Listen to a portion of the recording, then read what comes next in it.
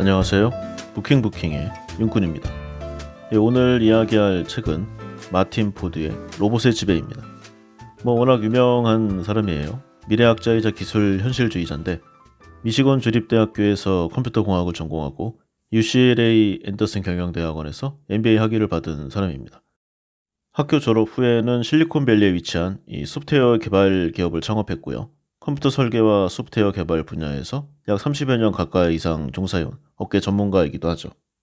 기본적으로는 로봇 공학과 이 인공지능의 발전, 그리고 이런 기술 발전이 인류의 미래 경제, 사회, 문화 이런 방향에서 어떤 영향을 끼칠 것인가, 이런 현실적인 전망과 비전을 제시하고 있는 그런 사람입니다. 베이스가 이제 기술 현실주의자답게 인공지능이 인류 문명을 바꾸는 사실상 거의 단 하나의 존재다, 이런 인정을 하고는 있지만 여러 가지 제한 사항을 좀 생각하고 있어요. 그리고 인공지능이 이제 급부상하면서 나타나는 여러 문제점, 그리고 인류를 위협하는 위험, 여기에 이제 여러 가지 대응이 시급하다, 이런 내용을 항상 주장하고 있습니다. 그런데 보통은 이제 이런 내용이 경제학자라던가 아니면 철학, 미래과학자 이런 쪽에는 좀 균형 잡힌 내용이 안 나와요. 왜냐하면 근거가 없으니까. 근데 이 사람은 테크놀로지의 전문가잖아요. 그러니까 이제 공학적 백그라운드와 더불어서 경제적인 내용, 그다음 미래 사회 테크놀로지 내용까지 모두 종합한 내용으로 알기 쉽고 그리고 이해하기 편한 이런 방향으로 잘 설명해주는 그런 학자로 정평이 나 있습니다. 인공지능과 로봇의 진보를 둘러싼 주제와 관련해서 30개국 이상의 컨퍼런스, 컨설팅, 정상회담, 그 다음에 기업 및 학술 행사에서 각종 연설, 그리고 인공지능이 이제 미래 사회에 끼치는 영향에 대한 이제 유명한 강연이 있거든요. 테드에. 이게 300만 회를 넘었어요. 그리고 유관된 여러 인터뷰라던가 이런 내용을 보면은 이제 수천만 회에 육박하거든요. 그래서 이 사람의 영향력이 좀 상당히 지대하다, 이렇게 말할 수 있을 것입니다. 그의 기고문이 이제 수시로 이제 메이저 신문사죠. 뉴욕타임스, 그다음에 잡지, 포천, 포브스, 워싱턴 포스트, 하버드 비즈니스 리뷰, 가디언 이런 쪽에 주기적으로 실리고 있고요. 현재도 이제 수많은 TV 프로그램, 라디오, 그다음에 이제 특별 이제 저담회 같은 곳에 이제 메인 게스트, 그리고 주로 이제 출연하고 있습니다. 저서로는 이제 이 책과 연결된 내용인데, 이 로봇의 부상, 몇 년 전 작품이거든요. 그런데 오늘날 그 이전의 책을 보면은 상당히 잘 들어맞고 있어요. 그리고 일부 내용은 이제 보고 쓴 것 같은 그런 생동감 있는 묘사도 있죠. 그래서 더 좀 빛을 발하기도 합니다. 참고로 로봇의 부상은 2015년작인데요. 인공지능의 진화, 그리고 인간과 관련된 일자리, 경제 문제, 이런 여러 각도에 대해서 심도 있게 예측한 책이에요. 이 책도 출간 즉시 이제 뉴욕타임스 베스트셀러, 그리고 파이낸셜 타임스와 이 맥킨지 등에서 이제 올해 경영서에 선정된 명저입니다. 20개국 이상에서 번역 출간되었죠. 이 책도 아주 재밌어요. 그리고 AI 마인드, 터널 속의 빛, 기본적으로는 테크놀로지에 기반한 미래 예측이라고 보면 되겠습니다. 시간 되시면 이 책들도 한번 보시면 좋을 것 같아요. 자, 저자에 대한 내용이 이렇고요. 이 책에 대한 이제 기본적인 내용을 보면은 이제 인공지능이 이미 우리 삶 곳곳에 깊숙한 부분까지 영향을 미치고 있잖아요. 많은 것을 이미 바꿔 놓았습니다. 만약에 우리가 스마트폰을 가지고 있다, 그러면 주머니에 인공지능을 하나 가지고 있는 셈과 같다고 할 수 있죠. 병원에서 의사가 질병을 진단하는 방법부터 우리가 이제 커뮤니케이션하고 세상에 대한 정보를 읽고 기타 어떤 행동을 하는 이 모든 것에 이제 인공지능이 이제 관여하고 있습니다. 그리고 우리가 능동적으로 의식하는 이제 인식이라고 생각하지만요. 사실상 이제 정보의 좀 오류, 그리고 편향을 유도하거나 증폭시킬 수 있는 그런 알고리즘이 이미 우리를 지배하고 있어요. 그리고 얼굴 인식 기술을 기반으로 한 감시, 검열, 이제 조지 오웰의 그 시대가 이제 빅브라더의 시대가 이미 와 있죠. 그리고 딥페이크의 악의적인 사용으로 인한 범죄, 여러 가지 부정적인 측면이 좀 대두되고 있어요. 사실 이와 관련해서는 세계적인 석학들도 이미 경고의 메시지를 날린 지 오래입니다. 스티븐 호킹 박사라든가 일론 머스크 같은 이제 이런 사람들이 통제를 벗어난 인공지능의 위험성을 계속 경고해 왔죠. 특히 일론 머스크 같은 경우에는 이제 인공지능 연구가 인간이 인간 자체를 망가뜨릴, 말살시킬 악마를 불러들이고 있다. 참으로 어리석은 행동이다. 인공지능은 핵무기보다 더 위험한 존재. 이렇게 단언하고 있어요. 이 사람이 워낙 유명하고 영향력이 높으니까요. 언론의 뜨거운 관심을 불러일으켰는데, 그래도 이제 각국 각계에서 좀 개발되어지는 인공지능의 이 개발 속도를 늦출 수는 없었습니다. 그래서 이러한 부분까지 감안해서요. 이 마틴 포드의 이 책 로봇의 지배, 인공지능 연구가 현재 어느 단계에 도달했는지를 보고 있고요. 앞으로 인공지능이 우리의 노동이라든가 경제, 사회, 국제적인 정치, 문화나 생활, 이런 우리 인류의 영향력 어떻게 끼칠 것인가. 그리고 인공지능을 둘러싼 다방면적이고 다차원적인 그런 내용들을 현실주의자의 눈으로 분석한다. 이게 이 책의 기본 취지입니다. 기본적으로 이제 테크놀로지의 권위자답게 인공지능이 인간 생활의 모든 좀 방향과 차원을 더 나은 쪽으로 바꾸고 있다. 여기에 대해서 반대할 생각은 없다고 합니다. 강력한 기술이고 현 시대를 좀 발전으로 이끌 테크놀로지임을 분명히 인정하지만 이 기술을 안전하고 공정하게 사용하기 위해서는 규제, 그리고 광범위한 관리와 감독이 또한 절대적으로 필요하다. 이 내용을 또 주장하고 있어요.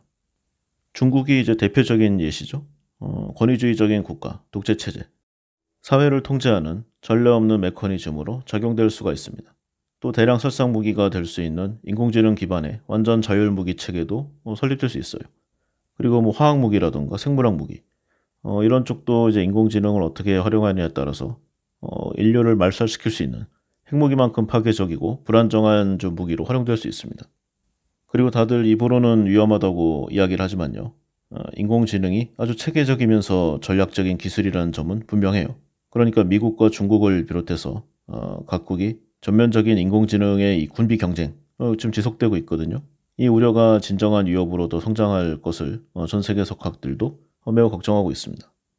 저자는 이 책에서 인공지능이 인류의 스타트랙이 될 것인가 아니면 비관적인 매트릭스가 될 것인가, 이 두 가지 길의 갈림길에 있다고 묘사하고 있습니다. 저자는 좀 걱정에 더 가까운 의견을 피력하고 있는 것 같은데 다만 한 가지, 이제 우려해야 하는 기술이 아니라는 점, 그러니까 이미 오고 있는 것이고 절대 멈추지 않을 것이라는 점은 확실히 피력하고 있습니다. 그러니까 이 기술은 설사 누군가가 좀 오피셜하게 막거나 아니면은 잠시 속도를 늦출 수는 있겠지만 결과적으로 발전하고 그 속도는 점점 빨라진다는 점에 동의하고 있는 것이죠. 인공지능의 미래는 아주 파괴적인 영향력만큼 그 예측하는 것도 상당히 힘들기 때문에 할 수는 있지만 잘 안 맞는 거죠. 그러니까 우리가 항상 스스로 생각해야 하고 이 모든 일을 지금 바로 시작해야 한다고 이 책 로봇의 지배 내내 경고하고 있습니다. 사실 이제 하니 안 하니의 문제는 좀 의미가 없다고 봐요.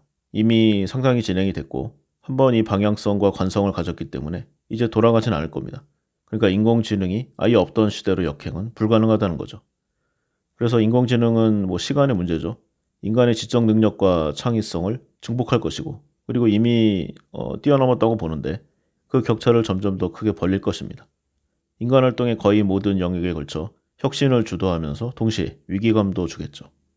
인공지능을 이용해서 신약 개발과 새로운 치료법, 더 효율적인 청정 에너지원, 그리고 여러 획기적인 미래의 발명품, 그리고 문제의 돌파구, 이런 걸 기대할 수 있겠지만요. 인공지능이 우리의 일자리를 뺏어가고 우리의 환경과 우리의 좀 생명을 앗아가는 그런 무기로도 사용될 수 있음을 항상 경계해야 할 것입니다. 그런데 인공지능 경제가 생산하는 이 제품과 서비스 굉장히 저렴하잖아요. 거의 무료에 가까운 내용들도 있습니다. 그러니까 과연 여기에 이미 익숙해졌는데 이것을 경계하고 멀리하는 것이 가능할 것인가? 참 여러 가지로 생각이 들어요. 어떤 학자들은 이제 인공지능이 미래 사회의 전기와 같은 역할을 할 것이다라는 점도 이야기하고 있습니다. 그러니까 전기가 이제 다른 이제 머신들이 움직이게, 그러니까 혁신이 작동할 수 있도록 동력을 공급하잖아요. 그러니까 인공지능은 이제 이거를 좀 모양을 달리해서 직접 지적 능력을 제공한다, 이렇게 말하고 있는 거예요. 문제를 해결하고 의사결정을 내리는 능력부터 아마 이제 언젠가는 이제 추론하고 혁신하는 그쪽으로 발전하겠죠. 그러다 보면 새로운 아이디어를 구상하는 능력까지 갖추게 될 것입니다. 그러면은 그때 가서 인간은 어떤 필요성이 있을 것인가? 전기는 노동력을 절감하는 기기에 동력을 공급하는 역할이 끝나죠. 그런데 인공지능은 그 자체가 노동 절약형의 기술이고 경제 전반에 확산할수록 인간 노동력, 그리고 기업과 조직 구조, 국가에까지 엄청난 영향력을 끼칠 것입니다. 그리고 그 대부분은 이미 기존에 있던 인력을 감축하는 방향으로 전개가 될 거예요. 먼 미래도 아닙니다. 이미 생활 속에 깊숙이 진출해 있어요. 물류창고 같은 곳에 가보면은 인간 대신에 활발히 움직이고 있는 엄청난 작업 효율을 자랑하는 이제 로봇 트랜스포터들을 볼 수 있습니다. 전 세계적으로 배달 서비스를 하는 딜리버리 업체들은 이미 배달 로봇을 상당수 진행시키고 있어요. 또 병원 같은 곳에서는 소독 로봇의 인기가 급상승하고 있습니다. 소독 로봇 굉장히 신기한데요. 이 병원의 가상 지도를 만든 다음에 자율적으로 돌아다니면서 모든 표면을 이 강렬한 자외선으로 소독해버려요. 인간 노동자가 좀 놓치기 쉬운 아주 작은 얼룩, 점 하나도 그냥 지나치지 않습니다. 병원을 거의 청결 그 자체로 만들어버릴 수가 있죠. 자외선이 사실 굉장히 좀 효율적인 이 청소 도구거든요. 바이러스나 박테리아 속의 RNA 그리고 DNA를 신속하게 파괴해버립니다. 보통 병실 하나를 10여 분 내면은 완벽하게 소독해낼 수가 있죠. 액체 소독제를 쓴다거나 뭐 기타 어떤 오염 요소 그리고 인간의 신체에 유해한 그런 내용이 일절 들어가지 않습니다. 그다음에 이제 슈퍼버그 최근에 보면 항생제가 잘 통하지 않는 그런 내용들이 있거든요. 세균들. 이게 화학물질의 내성을 갖도록 진화했기 때문인데 이 자외선으로 모두 처리가 가능해요. 이후의 사례들을 좀 계속 들 건데요. 이제 업무 자동화가 이제 기본이라고 보면 되겠습니다. 그러니까 베이스는 이거예요. 근데 이제 업무 자동화라고 하면은 보통 뭐 공장이나 창고, 그다음에 현장 이런 쪽에서 어떤 좀 특수화된 그리고 특화된 산업형 로봇이 움직이는 그런 모습을 떠올리죠. 예를 들어 자동차 생산 라인에서 팔이 여러 개가 달린 그러니까 조립형 팔만 있는 그런 로봇이 뭐 바쁘게 움직이면서 조립하는 또는 물건을 움직이는 이제 그런 걸 연상하잖아요. 근데 이거는 벌써 3, 40년 전의 좀 양식입니다.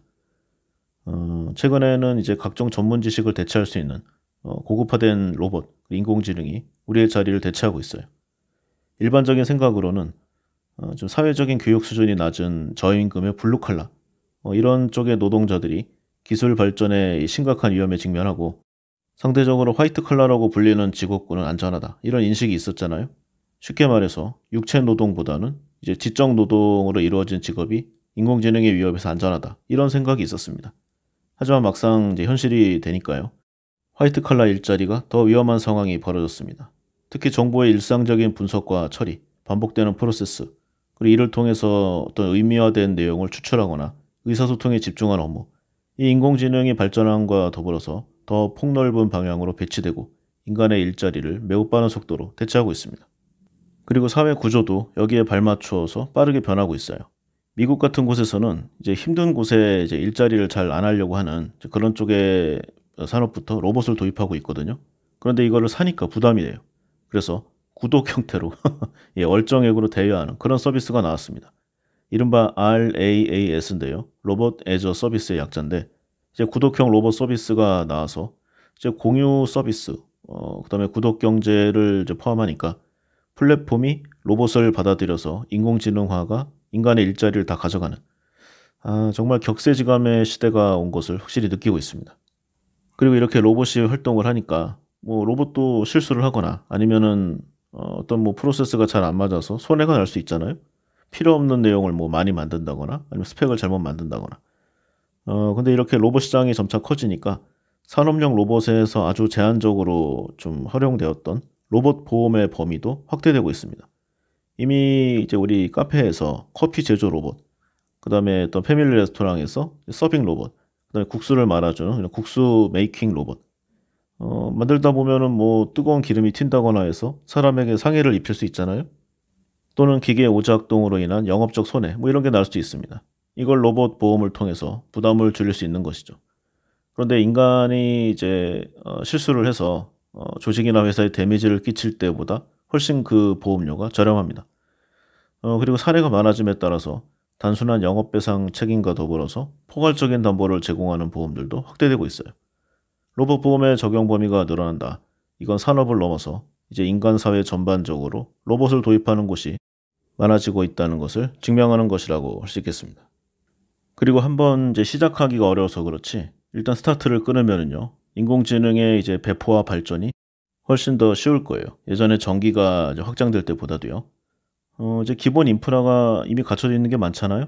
뭐 컴퓨터나 인터넷, 모바일, 이 데이터 서비스의 환경, 그다음에 기업들도 뭐 아마존이나 마이크로소프트, 구글 이런 글로벌 메이저 기업이 운영하는 이 거대한 클라우드 컴퓨팅 시설을 이미 사용하고 있기 때문입니다.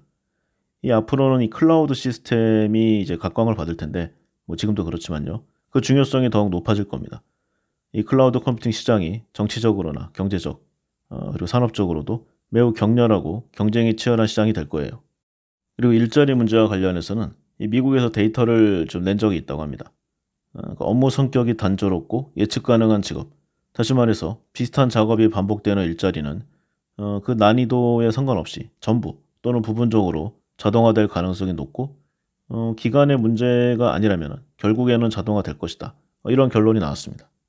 그리고 현재 기준으로 봐도 미국 노동인구 가운데 절반가량이 예측 가능 활동에 종사하고 있고 미국 안에서만 언제든 코스트 다운만 갖춰진다면 수천만 개의 일자리가 사라질 수 있다. 이런 결론치가 이미 나왔다고 해요. 그리고 화이트 칼라나 전문직 종사자들이 좀 안심하고 있는 것 같은데 이들 중에 많은 수가, 아니 거의 대부분이 상대적으로 단조로운 업무를 수행하고 있습니다. 분명 어렵고 특화되었으며 전문적인 일임에는 틀림없지만요. 그 난이도의 기준이 지극히 인간의 기준점이라는 데 문제가 있는 겁니다. 인공지능이 보기에 회계 처리를 하거나 판례를 분석하거나 특정함의 징후를 영상 판독한다던가 이런 일은 굉장히 쉬워요. 수백 수천 명의 오랜 기간 숙달된 전문 인력이 엄청난 시간을 들여야 하는 일을 불과 몇 분 몇 초 만에 해낼 수 있는 겁니다. 특히 예측 가능한 지식 노동은 알고리즘 프로그래밍화 할 수 있고 소프트웨어로 처리할 수가 있거든요. 바로 자동화로 대체된다는 말과 동일합니다. 오히려 이제 육체 노동을 대체하려면 상당히 비싼 이제 고가의 로봇이 필요하겠죠. 물론 현재 기준이지만. 그러니까 이런 종의 직업은 당분간 유지될 가능성이 높다. 그러니까 우리 일반적인 생각과는 상당히 다른 결과치가 나오고 있습니다. 그런데 보통 뭐 이런 내용도 있죠. 자동화가 온다고 일자리가 반드시 없어지기만 하겠는가? 어떤 좀 충격이 온다면은 그로 파생되는 새로운 일자리도 있지 않겠는가? 이런 내용들도 있습니다. 지금까지는 그 말이 맞았어요. 인류의 노동을 대체하는 그런 내용들이었잖아요. 그런데 이제 인간의 지식, 인류의 지혜를 대체하는 쪽으로 이제 발전하고 있잖아요. 그러면 여기 대체되는 사람들이 새로운 역할로 성공적으로 전환할 수가 있는가? 만약에 예전에 뭐 서빙을 했거나 운전을 하는 또는 이제 배송을 하는 이제 그런 업무를 했는데 새롭게 로봇공학 엔지니어가 된다거나 핵 물리학자가 된다거나 이렇게 되기는 어렵지 않습니까? 물론 뭐 가능은 하겠지만 상당수는 못할 거예요. 그러면 새로운 일자리로 전환할 수가 있는 것인가? 그런데 이런 걱정들을 뭐 사람들도 다 하죠. 그래서 여기에 지금 발맞추어서 미래를 대비하고자 코딩 공부를 하는 열풍이 불었습니다. 지금도 어느 정도 있죠. 그런데 최근에 이제 미국에서 불어오는 빅테크 기업의 이제 감원 찬바람, 그 여기에 파생되어지는 각 국가로의 인재 회귀 현상, 그리고 아직은 많이 필요하지만 이제 이들에 대한 대우가 점점 떨어지고 있는 이제 사회 경제적인 환경, 여러 가지로 계속 안 좋은 모습만 보이고 있어요. 그런데 뭐 공부하는 것 자체는 나쁠 게 없잖아요. 그래서 코딩 능력을 해두면은 밥은 먹고 산다 이런 말이 많이 있었는데, 그러니까 뭐 인공지능이 현재 사회 환경을 파괴하고 있어요. 일자리들을. 여기에 만병통치약처럼 제시되는 거였잖아요. 그래서 이제 코딩을 배워보라는 조언을 많이 듣고 하는 사람들도 많이 있는데 물론 배워서 나쁠 것은 없습니다. 매우 유용하고 보람도 있겠죠. 그런데 이런 기술 습득이 좋은 일자리를 보장하는 시대가 확실히 저물고 있고 그 속도도 더 빨라지고 있어요. 다른 화이트 칼라 직업도 대부분 마찬가지입니다. 개발자에 대해 생각을 해보면은요. 세상은 레고 블럭 자체를 발명해 내기를 원하고 있어요. 그런데 그 블럭으로 무언가를 만들어내는 사람들만 많은 이게 현재 개발 시장입니다. 소수의 우수한 개발자, 정말 세계적으로 통할 수 있는 그런 사람은 언제나 필요하고 우대를 받겠죠. 그런데 단순 코딩을 하는 사람들의 자리는 언제든 대체될 수가 있는 겁니다. 그리고 현재 인공지능은 점점 더 발전하고 있잖아요. 레고 블록 그 자체를 만들어내는 단계로 진입하고 있어요. 사실 기계어를 가장 잘하는 존재는 기계 그 자체가 아니겠는가. 저는 이 생각에 절대적으로 동의하고 있습니다. 그리고 그 와중에도 물론 이제 능력 있는 사람들은 살아남을 수 있습니다. 그런데 사회 환경이 점점 이런 사람들조차 자신 스스로를 가상 로봇처럼 취급하면서 업무를 감시하고 속도를 조절하는 알고리즘의 통제가 가는 그런 환경으로 변모하고 있어요. 흔히 긱 경제라고 하는데 새로운 기회들이 생기고 있는 건 맞아요. 그런데 이 분야에서 일하는 사람들이 대체로 이제 노동시간과 수입을 예측할 수 없는 그런 단계에 빠져 있습니다. 이 모든 것이 점점 더 많은 사람이 이제 종사하는 분야에서 이제 늘어나는 불평등, 그리고 잠재적인 비인간화의 조건을 가리키고 있어요. 사실 인공지능은 뭐 대부분의 사람들이 예측하고 있는 바와 같이 양날의 검과 같습니다. 생산성을 높이고 제품이나 서비스의 코스트 다운을 가져오고요. 우리 모두의 삶을 개선하는 그런 혁신을 가능케 하죠. 그런데 경제 불평등을 더 심각한 수준으로 몰아가고 수백만 개의 일자리를 없애고 그리고 사람들을 감시하고 그리고 각종 위험에 노출시키게 하는 그런 위험성도 확실히 높아지고 있습니다. 과연 어떻게 될 것인가? 궁금하고 두렵고 기대돼요.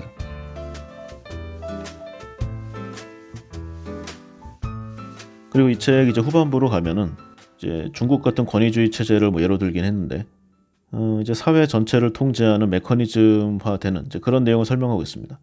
예를 들어 중국의 이제 신장 위구르 같은 경우에는 이제 중국 감시 체제의 거의 끝판왕이잖아요.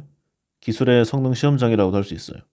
그래서 사람들이 이를 많이 비판하고 있죠. 역시 권위주의 체제, 그리고 독재 체제, 사회주의 체제는 위험하다. 사람들을 억압한다. 물론 맞는 얘기고요.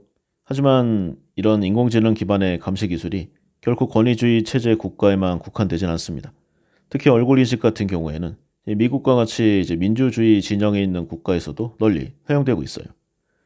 나온 사례를 보면은 2019년에 미국 인디애나주 경찰이 남성 2명이 이제 공원에서 다툼을 벌여 큰 사고가 난 사건을 수사하고 있는 그런 내용이 있습니다.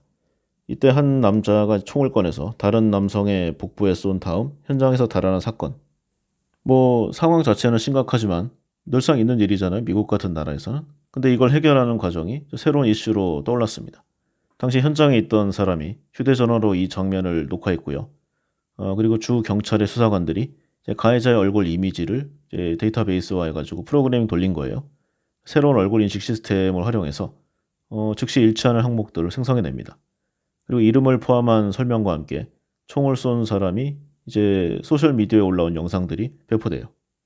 용의자가 이전에 체포된 기록이 없고 운전면허도 없었지만 이 사건을 해결하는데 고작 몇 분이 걸린 이제 미래의 인공지능을 응용한 수사 기법의 확립화가 된 그런 전환기적인 사건이었죠.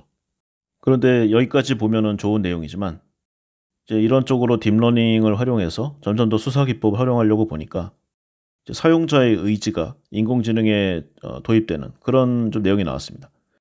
그러니까 무슨 말이냐고 하면은 예를 들어 이제 경찰이나 검찰의 최고 지휘자 또는 정치가 이런 사람들의 의식과 편향이 여기에 녹아들 수 있다는 겁니다. 많은 연구에서 얼굴 인식 시스템이 상당히 좀 인종과 성별에 편향된 것으로 나타나고 있어요. 그러니까 딥러닝 알고리즘을 훈련하기 위해 사용된 데이터 세트. 여기에 이제 백인 남성보다는 여성, 그리고 흑인을 비롯한 유색인종, 이들의 데이터가 훨씬 더 많고 더 뚜렷한 결과값을 가져왔다는 겁니다. 참고로 아프리카계의 미국인이 일반적인 백인보다 100배 이상의 잠재적 범죄자로 오인될 가능성이 높은 그런 수치가 나왔어요. 그러니까 약간의 뭔가 의심만 가도 구금이 될 수 있는 거죠. 이런 문제가 계속 발생하고 있는데 계속 강력해지는 기술을 엄격하게 규제하지 않는 한 누군가의 의도로 인해서 잘못된 사회 결과치가 나올 수 있다. 그러면은 뭐 2차 대전 때의 나치나 아니면 미국에서의 메카시즘 또다시 재현되지 않으리라는 법이 없습니다.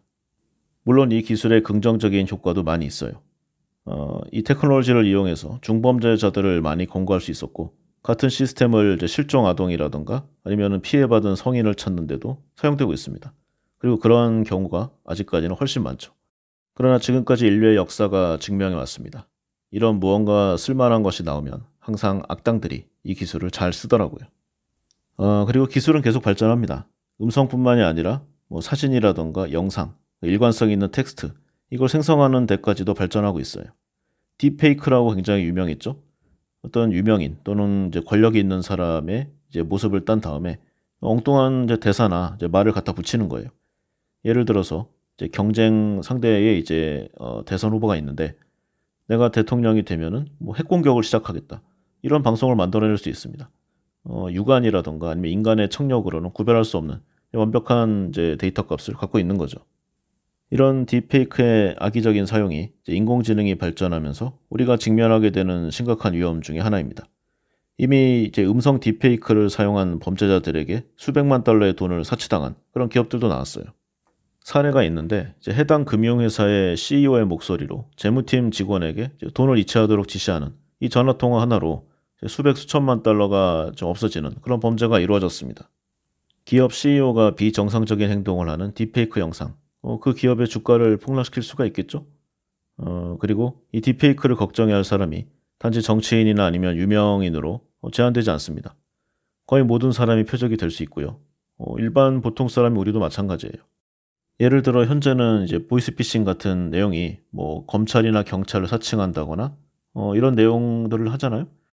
그런데 앞으로는 뭐 당신의 뭐 자녀를 납치하고 있어. 뭐 이런 말을 할 필요 없이 그냥 그 딥페이크로 생성된 목소리를 들려주는 거예요.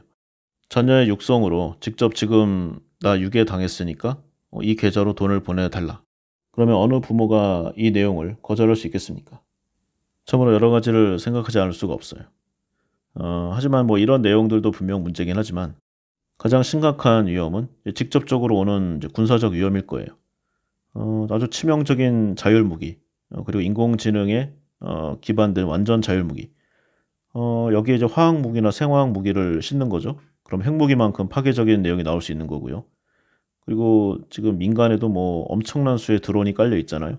전부 잠재적인 무기로 사용될 수가 있습니다. 수백 수천 대의 드론을 이제 동시에 움직여가지고 원격으로 조정한다. 이거를 뭐 막기가 어렵겠죠? 앞으로는 테크놀로지에 정통한 이제 소수, 아니면은 뭐 테러, 이 사람들이 저 지하 벙커에 앉아가지고 이제 수천만 개의 무기를 발사해서 삽시간에 전쟁을 끝내버릴 수도 있는, 모든 것을 말살시켜 버릴 수 있는 그런 위험한 시대가 이미 도래왔습니다. 그리고 꼭 전쟁이 아니더라도 다른 이용 방식도 있겠죠. 예를 들어서 딥페이크와 감시 체계가 발달한 중국이다. 그런데 20세부터 60세 사이의 국민 중에 국가 체제에 반대하는 활동을 했거나 아니면은 좀 안 좋은 내용을 검색을 한 기록이 뭐 몇십 회 이상이다. 이를 가진 사람들을 드론으로 처리해라. 그럼 이게 과연 불가능할 것인가? 저는 무서운 결과가 일어나리라고 생각해요. 그리고 제가 생각할 수 있는데 누군가가 이미 생각해서 배치해 놓지 않았겠습니까? 그러니까 뭐 쓰진 않더라도 여기에 관계된 체제를 정비해 놓는 것 정도 할 수 있겠죠. 그러면 이건 이미 인공지능 알고리즘이 대량 살상 무기의 체계로 들어왔다고 볼 수 있는 것입니다. 얼굴 인식 알고리즘이 민족과 성별, 그리고 어떤 뭐 복장이나 신체적 특징, 여기에 따라 식별할 수 있는 능력이 있는 것을 고려하면은 예전에는 진짜 생각조차 할 수 없었던 무자비하고 엄청난 속도로 자행되는 자동 인종 청소 또는 정치적으로 반대 성향자들의 대량 암살, 이런 아주 좀 전율스러운 시나리오를 상상할 수가 있어요. 그리고 현재도 유엔이라든가 아니면 각계의 저명 뭐 연구소, 시민단체, 자율무기 연구에 참여하지 않을 것을 밝히고 이러한 기술의 전면 금지를 요구하는 공개 서한에 서명했습니다. 그런데 현재 세계에서 이 인공지능, 그리고 이 알고리즘의 좀 기술력을 갖고 있다고 생각되는 나라들은요, 이 자율무기 기술의 완전 금지에 참여하지 않고 있습니다. 그러니까 주요 군사 강국은 다 빠져 있다는 거예요. 자신들은 할 수 있다는 거죠. 이런 점에서 이 책의 저자 마틴 포드는 이 완전 자율무기 기술에 대해서 좀 다소 비관적으로 전망하는 내용을 기술하고 있습니다. 강대국 간의 경쟁력의 역학관계, 그리고 서로 간의 신뢰 부족으로 완전 자율무기 개발이 곧 확실해질 것으로 전망하고 있어요. 그리고 그나마 국가나 이런 쪽은 어지간하면 컨트롤이 되잖아요. 만약에 이게 좀 양산되면은 불법 무기 거래상들이나 아니면 좀 테러 집단, 용병, 이런 쪽에 이제 표적이 되겠죠. 그럼 이런 오버 테크놀로지를 어떻게 막을 것인가? 현재로서는 별로 방법이 없을 것 같아요. 그래서 이 책을 통틀어서 이 저자는 인류가 모든 지혜와 노력을 합쳐서 이 넘치는 에너지를 우주로 나가는 이 스타트rek에 가까운 미래를 만들기 위해 노력해야 한다. 이런 주장을 하고 있습니다. 그런데 이런 낙관적인 미래는 당연히 쉽게 오지 않고 모두가 동의하지도 않아요.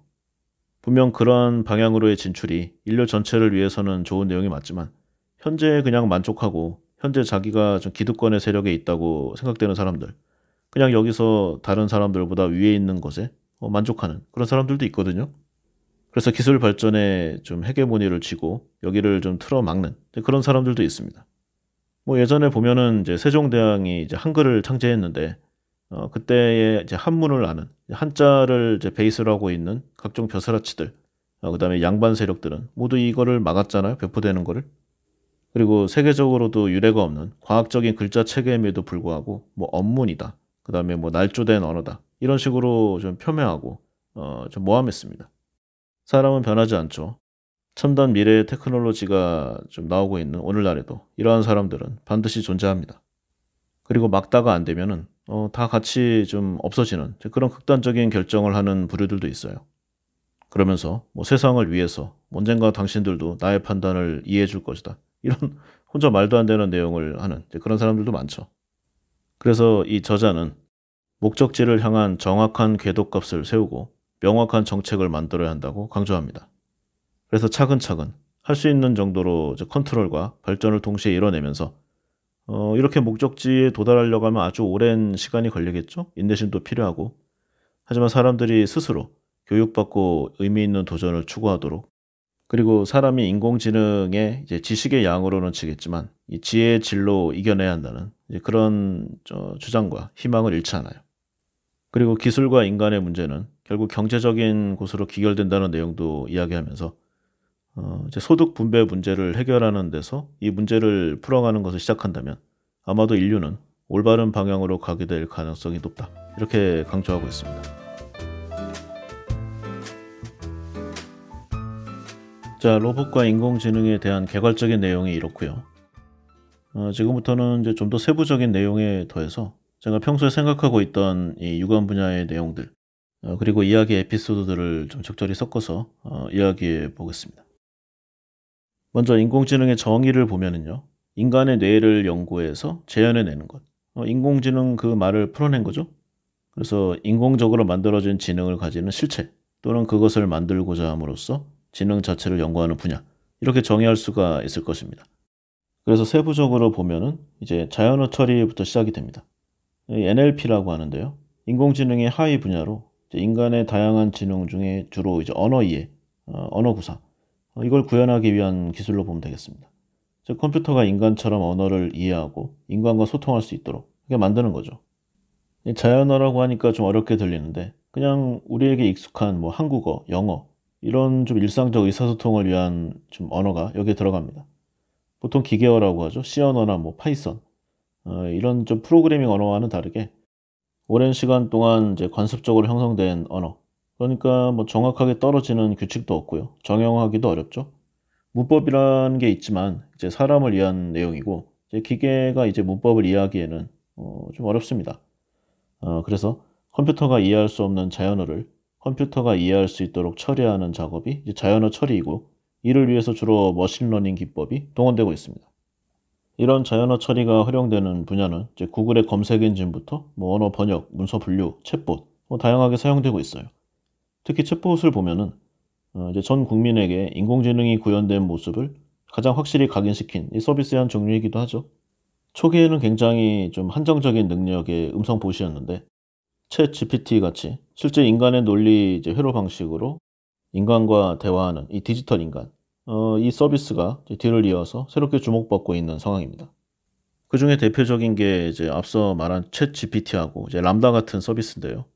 챗 GPT의 열풍이 있었죠. 뭐 구글이나 MS 등의 글로벌 빅테크 기업은 물론이고 네이버나 카카오 이런 좀 국내 메이저 업체들도 이 챗 GPT 같은 좀 AI 개발에 속도를 내고 있습니다.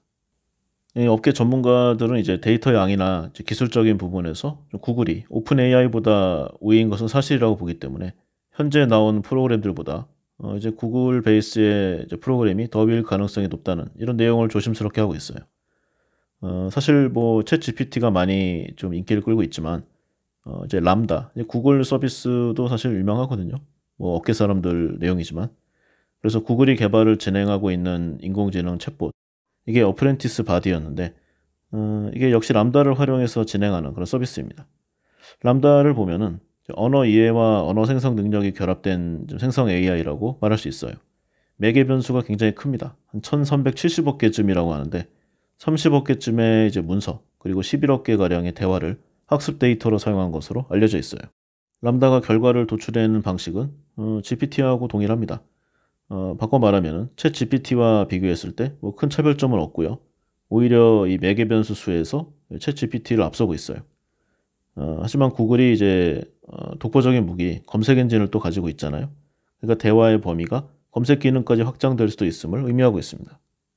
구글은 챗봇을 이제 구글 검색 페이지에 적용해서 이제 질문과 답변 형식으로 사용할 수 있는 방법을 테스트하고 있는데 챗 GPT의 경우에는 이제 방대한 양의 데이터로부터 학습을 했지만 지속적으로 최신 정보를 업데이트하지 못하고 있어요.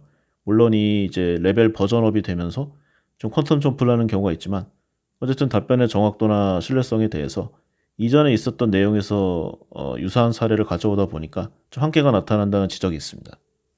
하지만 어쨌든 초기 시장을 잡은 것만은 사실이에요. 그래서 안정적인 서비스를 이용하는 측면에서는 뭐 라이선스나 아니면 유료 이용 이런 쪽으로 아마 갈 거예요.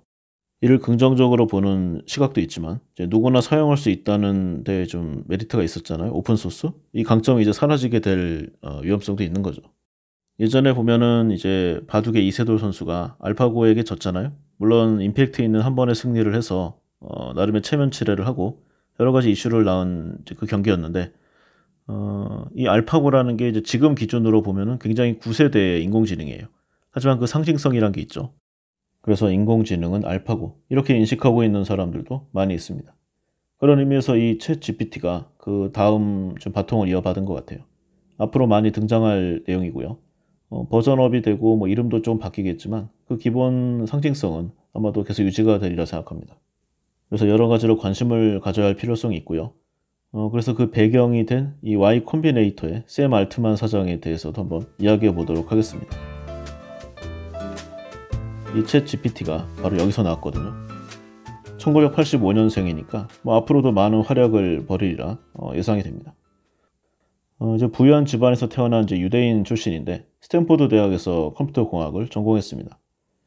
약관 19세 때, 그러니까 2005년 정도에 이 소셜 네트워킹 애플리케이션 이 루트 이걸 설립해서요. 불과 한 6, 7년 후에 4,300만 달러 정도의 이제 매각을 성공합니다. 그래서 몇 년 있다가 이제 좀 본인이 직접 만드는 것보다는 새롭게 창출되는 이제 신규 비즈니스에 투자하는 걸 더 원했다고 해요. 그래서 Y 컴비네이터라는 투자회사를 설립해서 사장이 되었고요. 투자한 회사 중에 에어비앤비 같은 회사가 소위 말한 잭팟을 터뜨려서 이제 성공 가도를 달리게 됩니다. 이 외에도 이제 드랍박스라던가 트위치, 기타 전 세계 수천여 개 이상의 기업을 육성했고 투자금을 지원하는 세계 최대 엑셀러레이터 회사예요. 이 Y 컴비네이터를 거친 스타트업들의 기업 가치 총합이 하나로 수백조 원을 이미 넘겼고요. 이 중에 유니콘 기업으로 성장한 회사만도 30여 개가 넘어가는 상황입니다. 실리콘밸리에서는 이 Y 콤비네이터가 어떤 좀 한 개의 단순한 엑셀러레이터 회사가 아니라 스타트업을 성공시키는 보증수표, 스타트업의 하버드 이렇게 좀 그룹핑을 하는 모양새도 있어요. 그런데 계속 성공을 이쪽 방향에서 할 것 같았는데 이 알트만이 갑자기 이 Y 콤비네이터를 그만두고 테슬라의 일론 머스크 사장과 동업으로 인공지능 연구기관인 오픈 AI를 설립하게 됩니다. 모두가 놀랬죠. 그냥 이쪽 길로 편안하게 가면 되는데 왜 또 모험을 하느냐. 주위에서 많이 말렸다고 합니다. 이때 설립한 오픈 AI의 메인 작품이 요즘 우리에게 많이 거론되고 있는 이 챗 GPT입니다. 기술적으로도 훌륭하고 그다음에 배경적으로도 본인 자체가 능력이 있는 데다가 이제 일론 머스크 같은 사람이 있으니까 뭐 네트워크도 좋잖아요. 그래서 계속 잘 나갔습니다. 그런데 이 일론 머스크하고 좀 부딪히는 계기가 나와요. 이 알트만이 민주당 성향이거든요. 그래서 민주당의 대선 후보 모금 행사를 자신의 자택에서 열고 많이 좀 백업한 그런 모습을 많이 취했습니다. 그런데 이제 일론 머스크는 좀 골수 공화당 성향이거든요. 그래서 충돌이 계속 있었고 결국은 헤어지게 돼요. 그런데 이제 일론 머스크도 테슬라를 통해서 AI를 개발하고 있었거든요. 그러니까 좀 이해 충돌 이슈도 있었어요. 그래서 뭐 이런저런 사유로 이 오픈 AI의 이사회에서 나가게 됐고 그래서 이 오픈 AI는 결국 알트만이 단독 운영을 하기 시작합니다. 그리고 이제 궁극적으로 어떻게 될지는 모르지만 이 알트만이 오픈 AI 회사 구조를 좀 독특하게 만들어 놨어요. 그러니까 회사를 영리를 추구하는 오픈 AI LP하고요. 비영리 단체인 오픈 AI INC로 나눴습니다. 그러니까 영리 기업은 뭐 일반 기업하고 같아요.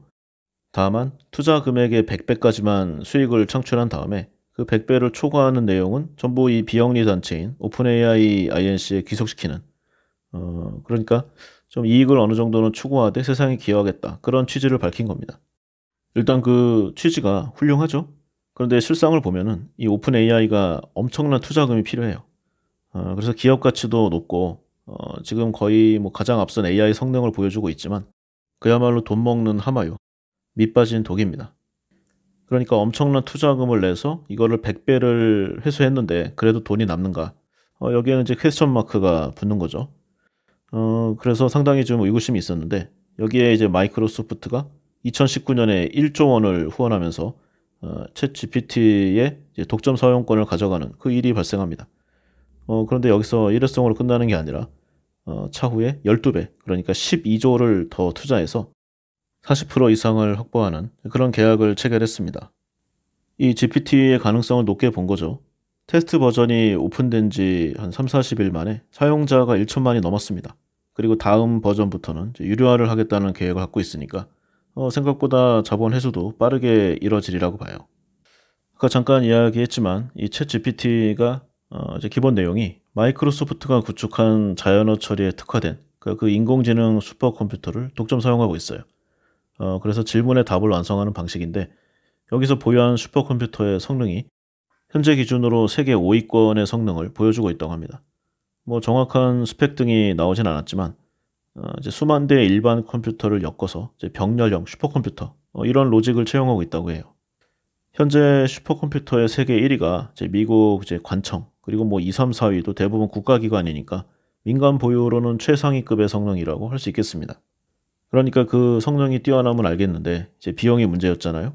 그래서 유료화 계획이나 이런 것들도 있었는데 여기서 추구하는 계획이 이론적으로 다 성공이 된다고 하더라도 이 개발비를 감당할 수가 없는 게 현 상황이에요. 그러니까 마이크로소프트의 투자가 그야말로 가뭄에 아주 큰 단비, 아니 그 이상의 역할을 했으리라고 생각이 됩니다.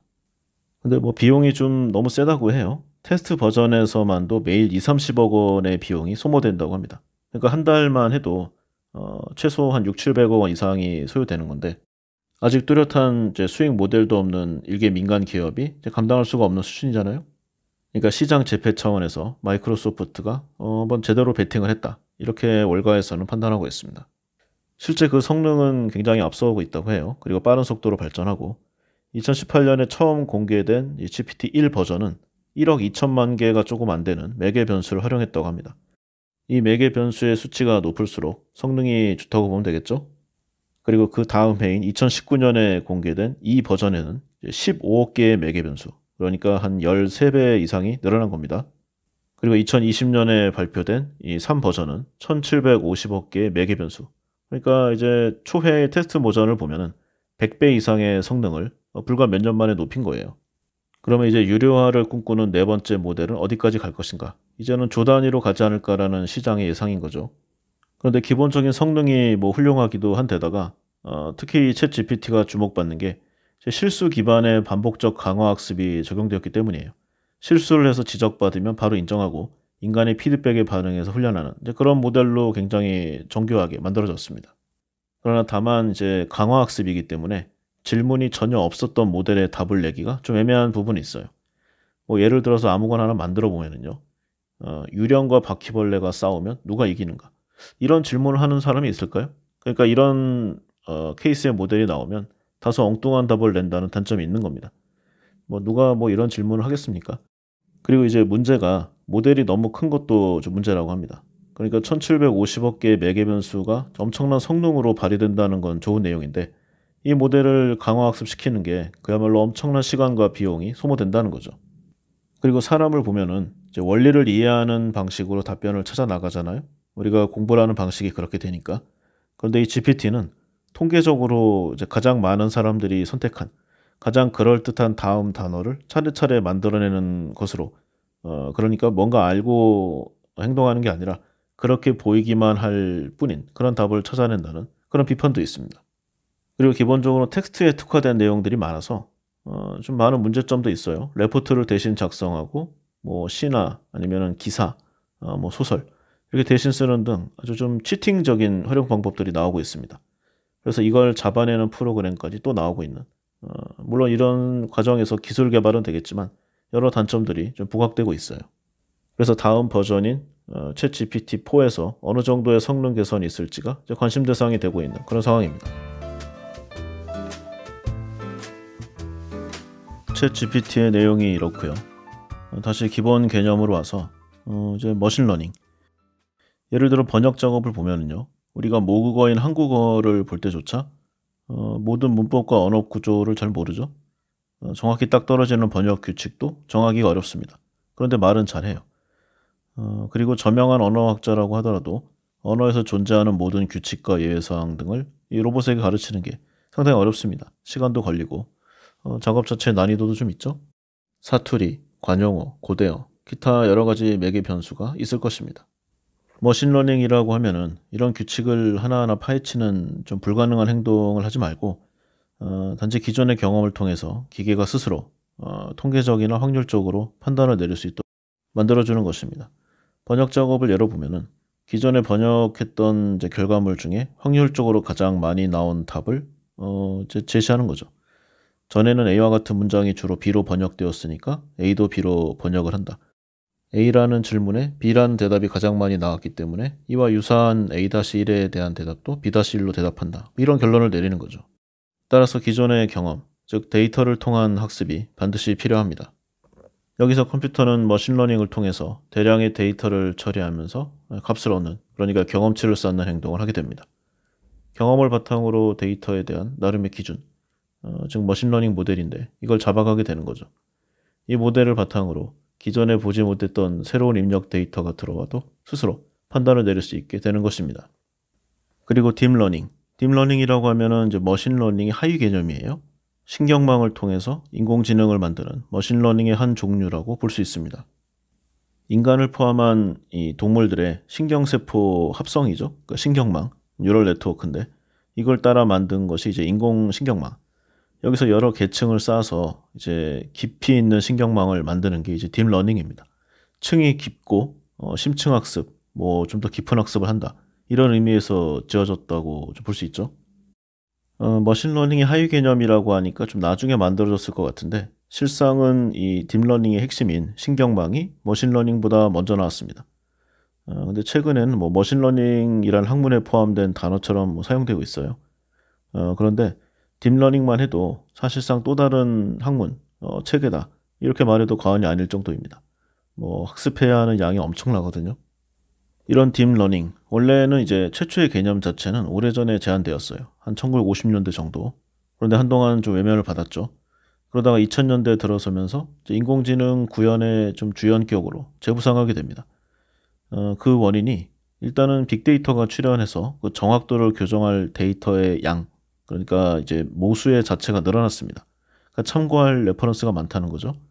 그 다음에 이제 고성능 컴퓨터 장치, 주로 이제 GPU인데 이 서버의 등장으로 연산 속도가 과거와 비할 바 없이 엄청나게 늘어났습니다.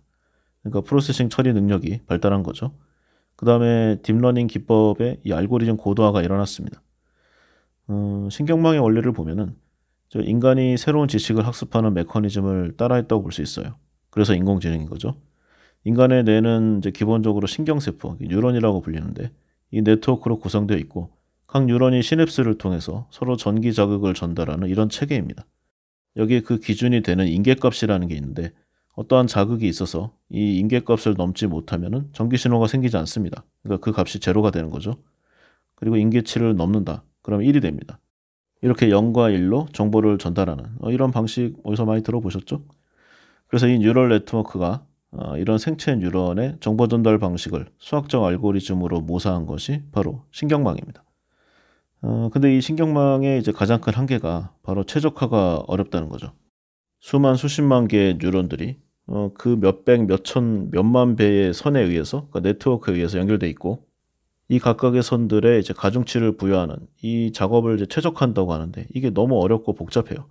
그다음에 이거를 연산 처리할 기능도 없었고 그래서 이 수백만 건의 데이터를 입력하고 서로 맞는지 틀린지를 이제 확인할 때마다 이 가중치 값을 적절히 수정하는 이 과정을 되풀이하겠죠. 근데 이 과정에 옛날 장치로는 너무 많은 시간이 소요됐습니다. 그리고 장치가 어느 정도, 그러니까 기계의 성능이 좀 하드웨어 성능이 올라왔다 하더라도 그 한계가 있었어요.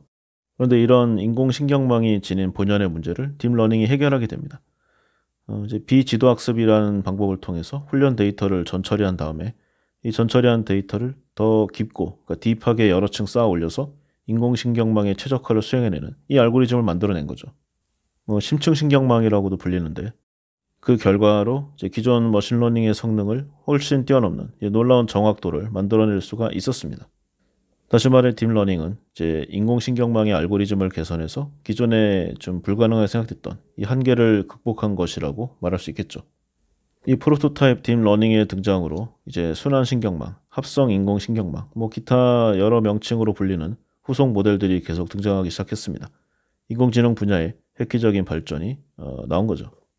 추가로 딥러닝은 이제 컴퓨터 비전, 그리고 이미지 인식, 그리고 추천 시스템, 그리고 처음에 얘기한 자연어 처리, 기타 다양한 문제에 적용되어서 이 AI의 가능성을 외연을 확장하고 있는 그런 상황입니다. 그러니까 머신러닝과 딥러닝의 관계를 보면은 뭐 약간의 논란이 여전히 있지만요. 인공지능이 가장 큰 범위고요. 그 다음이 머신러닝, 그 다음이 딥러닝 이렇게 작아지는 겁니다. 자, 그럼 원리가 이렇다는 내용을 알았으니까 그 사례를 한번 보겠습니다. 먼저 사람의 건강과 직결한 이 의학과 제약 분야인데요. 당연히 이 분야에도 인공지능이 속속 도입되고 있습니다. 그리고 많은 성과를 봤죠. 제약업계에서 인공지능 기술을 활용한다는 것은 새롭고 더 나은 약을 만드는 것에서부터 난치병과 싸우는 것에 이르기까지 여러 면에서 제약산업의 혁신에 큰 영향을 끼치고 있다. 이렇게 말할 수 있을 것입니다. 보통 신약 개발을 보면은요, 겨우 몇 프로만이 임상시험을 성공적으로 통과해서 최종 생산물로 나오고 있습니다. 한 제품마다 최소 수천억 원에서 많게는 몇 조 원가량의 투자비가 들고 있죠. 그야말로 어마어마한 사이즈입니다. 제약업계가 인공지능을 활용해서 신약 개발의 성공률을 높이는 동시에 연구개발비를 절감할 그런 필요성을 강하게 느끼는 이유죠. 그리고 사실 제약업계가 이 AI의 가장 큰 수혜자라고도 할 수 있어요. 제약업계를 보면은 인공지능 활용에 탄력을 받을 뿐만 아니라 AI 기반 솔루션을 연구 그리고 약물을 발견한 다음에 새로운 제품으로 만드는 활용하는 거기까지 이용할 수 있거든요. 이런 토탈 패키지를 만드는 제약사가 늘어나고 있습니다. 그리고 제조 공정 또한 이 AI가 제약업계에 가져다 줄 아주 가치 있는 영역의 큰 버전이라고 할 수 있죠. 현재 거의 모든 글로벌 제약회사들은 의약품의 연구개발을 촉진하기 위해서 인공지능 기술, 그리고 빅데이터 솔루션을 사용하고 있습니다. 예를 들어 화이자 같은 경우에는 이제 면역 항진학 신약 탐색에 박차를 가하고 있고요. AI와 빅데이터 분석을 활용한 시스템, 이 약물 발견 플랫폼으로 발전시켰어요. 그래서 이거를 이제 독특한 상품으로 밀고 있는 거죠. 스위스의 노바티스 같은 경우에도 IBM 아슨이라던가 메사추세츠 온카대학, 인텔 여기와 파트너를 맺었어요. 그래서 의약품 시험, 환자 분석, 다양한 이 산업 그리고 약국 산업에 AI를 도입했습니다. 영국 같은 경우에도 대표적인 게 글락소스미스클라인인데 신약 발견을 자동화하기 위한 머신러닝과 AI에 엄청난 금액을 붓고 있어요. 그리고 사노피, 프랑스에 본사가 있는 회사인데 AI를 활용해서 대사질환, 이것도 돈이 되거든요. 여기 치료제 연구를 가속화하고 있습니다. 그리고 로슈 같은 경우에는 이제 암 연구, 그 다음에 AI를 활용한 이 스타트업들을 많이 인수했어요. 그래서 이거를 좀 커넥팅 해가지고 나름의 밸류 체인을 만들어낼 그런 욕심을 갖고 있는 것 같습니다. 기타 우리가 이름 들어본 회사들은 이미 다 어느 정도 진출해서 성과를 보고 있고요. 사실 이 제약 분야에서 인공지능 활용하는 성과가 가장 잘 나요. 제약회사의 생산 프로세스를 간소화할 수 있고 인공지능 기술을 활용해서 아주 일관된 품질 관리, 그러니까 QC가 가능합니다. 그리고 제약 분야에서 인공지능을 보면은 이 설계 단계를 단축시키는 게 가능하고요. 폐기물 관리 이 망을 개선한다던가 공급망과 재고 관리를 한다던가 기타 설비 유지 보수 이런 쪽이 굉장히 유리합니다. 이 머신러닝 알고리즘이라는 게 어떤 반복된 특정 작업을 보다 정확하고 명확하게 반복적으로 수행하는 것이 가능하잖아요. 그러니까 어떠한 기존의 체계를 아주 간소화할 수 있는 영역의 대표주자이기 때문에 이 생산 공정 혁신에 가장 크게 도움이 되는 이 제약업계가 가장 큰 수혜를 받고 있다고 할 수 있겠습니다. 그리고 전통적인 제약회사만 이러한 업계에 뛰어들고 있는 것은 아닙니다. 예를 들어 이제 빅테크 기업 애플을 보면은요, 자폐증 검사를 위해 인공지능을 사용하고 있습니다. 애플이 이제 의료 서비스를 개선하기 위해서 아이폰과 애플워치 제품에서 수집된 이 데이터들 이걸 사용하고 있거든요. 그러니까 모든 이제 데이터가 인공지능 어플리케이션의 핵심이고 애플이 이제 자사 제품을 통해서 의료 연구자들에게 이전에는 접근이 어려웠던 이 건강 데이터의 스트림을 제공할 수가 있습니다. 이를 위해 이제 오픈소스 프레임워크를 도입했고요. 리서치 키트 같은 경우에는 이제 연구자들과 개발자들이 의학 연구 전용 앱을 만들 수 있게 만들고 있거든요. 헬스 키트 같은 것과 함께 유기적으로 작동이 되는데 연구자들이 심박수와 일일 단계수 같은 정보에 접근할 수가 있게 됩니다. 그리고 요즘 좀 유명한 인더스트리 분야인데요. 약물 재정의를 통한 신약 창출. 이게 요즘 그 테크 기업들의 좀 화두가 되고 있어요. 어떤 얘기냐면은 우리가 익히 알고 있는 뭐 예를 들어 타이레놀이라든가 기타 좀 자주 상비하는 이제 그런 약들 있잖아요. 근데 이 약이 예를 들어서 우리 몸에 이제 어떤 병증 A에 적용한다고 하면은요. 이 A에 대해서는 검증이 됐지만 이를 바탕으로 이제 비슷한 기전을 작용하는 뭐 적응증 B 아니면 병증 C, D 이런 식으로 계속 그 활용 범위를 넓혀가는 겁니다. 예전에는 이게 좀 힘들었어요. 아니 거의 불가능에 가까웠는데 왜냐면은 이 방대한 데이터 처리를 사람이 일일이 했거든요. 그러니까 신약을 개발하는 것과 거의 뭐 대동소이했습니다. 굳이 이렇게 할 이유가 없었어요. 오히려 초기에 투자를 받기가 더 어려웠죠. 그런데 이제는 이제 인공지능의 데이터 머신과 이 빅데이터를 동원해서 이제 기존의 여러 가지 좀 확약된 내용들을 다른 쪽에 응용하는 것이 가능해졌습니다. 여기에 장점이 무엇인가? 예를 들어 기존의 약을 이제 A의 병증에 확인하고 있었는데 이걸 B, C, D로 이제 넓히려고 하잖아요. 그러면은 원래는 이 새로 어떤 약을 그러니까 신물질을 만듭니다. 그래서 이 물질이 인체에 통용이 되는가 그리고 통용은 안 되어도 뭐 해는 없는가 이걸 다 실험을 해야 돼요. 그래서 이 임상 시험을 해야 되는데 임상에 이제 전임상 뭐 2상, 3상 이렇게 가다 보면은 가장 먼저 독소 평가를 하게 됩니다. 그러니까 이 약이 우리 인체에 어떤 병증에 효과가 있는지 없는지는 모르겠지만 적어도 해는 없다. 예를 들어서 우리가 뭐 타이레놀이나 아니면은 뭐 소화제, 기타 뭐 머리 아플 때 먹는 약 이런 걸 먹는다고 몸에 심각한 데미지가 있는 건 아니잖아요. 그런데 만약에 전혀 새로운 물질을 만들어내서 이거를 임상시험을 한다. 그럼 인체에 치명적인 데미지를 줄 가능성도 있습니다. 이럴 때 기존에 계속 먹어왔던 약이니까 해가 없음을 증명하는 것 자체로 굉장한 이제 프로세스의 단축이 일어나고 그에 비례한 비용 절감도 발생됩니다. 그리고 어떤 약물과 또 다른 약을 이제 병행으로 조합을 해가지고 인체에 또 투여하는 방법도 있죠. 이 모든 내용을 이제 빅데이터 인공지능으로 시행하는 겁니다. 이미 상당 부분 효과가 나오고 있고요. 여기에 관련된 추가 특허들이 이미 다 라이센스 판매가 되고 있습니다. 미래는 어느새 빠르게 우리 앞으로 와 있는 상황이죠. 자, 이런 부분이 제약에 사용되는 상황이고요. 그리고 자율주행 자동차가 워낙 화두잖아요. 그래서 다음으로는 이 오토모빌 쪽을 한번 보겠습니다. 정의는 그거죠. 운전자의 조작 없이 스스로 주행할 수 있는 자동차. 구체적으로 보면은 인지, 판단, 제어 이렇게 세 단계로 작동이 되고요. 스스로 인식하고 판단할 수 있는 이 자율주행 자동차를 만들기 위해서 원래 자동차에선 없었던 센서 그리고 인공지능이 필요하게 됩니다. 테슬라나 뭐 우리나라 메이커죠, 현대자동차 이런 많은 글로벌 메이커들이 자율주행 자동차를 개발하고 있고요. IT 기술을 제공하는 기업들도 개발에 적극 참여하고 있습니다. 왜냐하면 앞으로는 이제 기존의 내연기관 차에서 어떻게 하든 간에 전기차 이 베이스로 바뀔 거 아니에요? 그 비중이 점점 더 많아질 테니까 내연기관에 특화되지 않은 그러니까 소프트웨어의 역량이 높은 그런 회사들도 이 전기차를 만드는데 어렵지가 않습니다. 확실한 소프트 분야에 이제 기술력이 있다. 그러면은 차체 실시하고 그다음에 배터리는 사오면 돼요. 그리고 자신들의 이제 소프트웨어를 이식하면 되는 거죠. 이미 그런 쪽으로 많이 개발이 되고 있습니다. 이 자율주행 자동차가 뭐 계속 화두가 될 거예요. 이 자동차 기술은 물론이고 여기에 관여되는 기술이 엄청납니다. 통신과 도로 인프라, 기타 다양한 분야의 첨단 기술이 융합된 미래 운송 기술의 핵심이에요. 테크놀로지 이퀄 곧 돈이니까요. 미래의 경제적 부가가치가 가장 많은 포션이 이쪽 방향에서 창출되리라는 것이 대부분의 중론입니다. 그리고 이 자율주행이라고 하면은 운전자가 직접 개입하지 않아도 그러니까 직접 운전하지 않아도 경로를 찾고 알아서 위험 상황이나 아니면 장애물 등을 피해서 목적지까지 달리는 차 이게 기본적으로 연상이 되잖아요. 그런데 이렇게 고도화된 기술이 뭐 오겠죠 조만간. 하지만 여기까지 가는 길이 좀 험난합니다. 그래서 이렇게 고도화되고 완성된 기술만 자율주행에 속하는 것은 아니고요. 이 비즈니스 인더스트리별로 좀 단계가 있습니다. 그래서 간단히 보면은 이제 기술의 고도화에 따라서 등급을 이제 6단계로 구분하고 있어요. 레벨 0에서 레벨 5까지.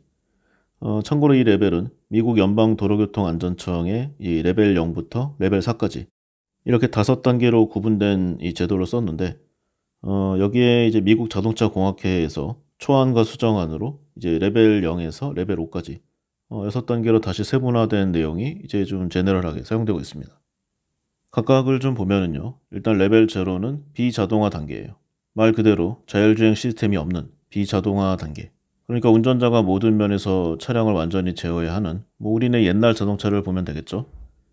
그리고 레벨 1, 이게 운전자 보조 단계입니다.